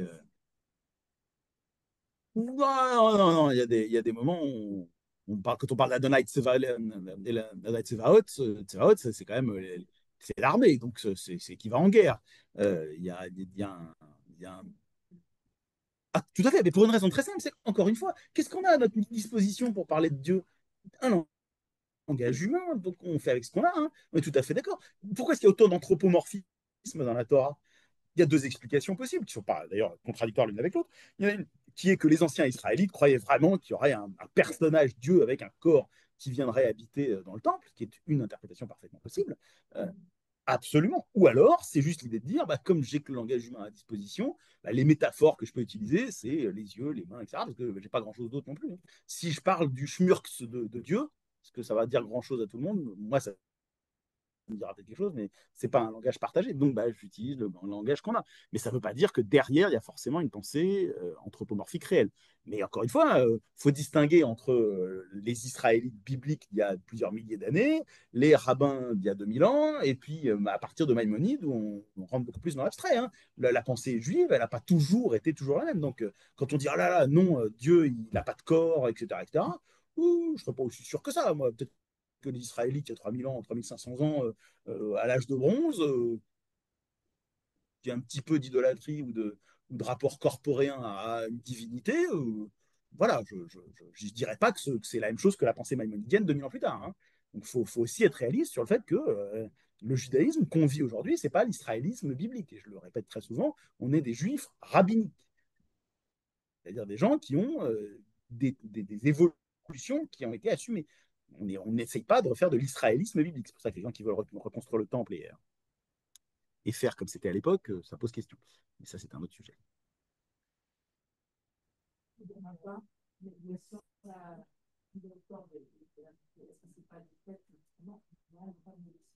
Ah, tout à fait, absolument. Parfait, absolument. La notion de miséricorde, c'est l'idée de dire qu'on a la possibilité de teshuva. Je suis tout à fait d'accord, hein. C'est une manière verbale de dire c'est jamais complètement enjoué. Absolument, je suis tout à fait d'accord. Absolument. Mais ce qui est vachement révolutionnaire, cette idée qu'on puisse demander à Dieu, dire ah bah, je suis pas d'accord avec toi. Il n'y en a pas beaucoup des mythologies dans lesquelles les rapports entre êtres humains et divinité sont mis en scène comme ça. Donc oui, mais ça, je suis tout à fait d'accord. C'est une manière de dire, vas-y, essaye. Il y a toujours une manière de faire tes choix. Absolument. Sur ce, Shana Tova à tous, Khatima Tova, que ceux qui viennent vous apportent justement un verdict favorable d'inscription dans le livre de la vie. Et je vous retrouverai avec plaisir pour les offices de Kippour à Beaugrenelle pour ceux qui y seront. Shavuot Tov et à très bientôt à tous ceux qui étaient avec nous en ligne. Shabbat tov.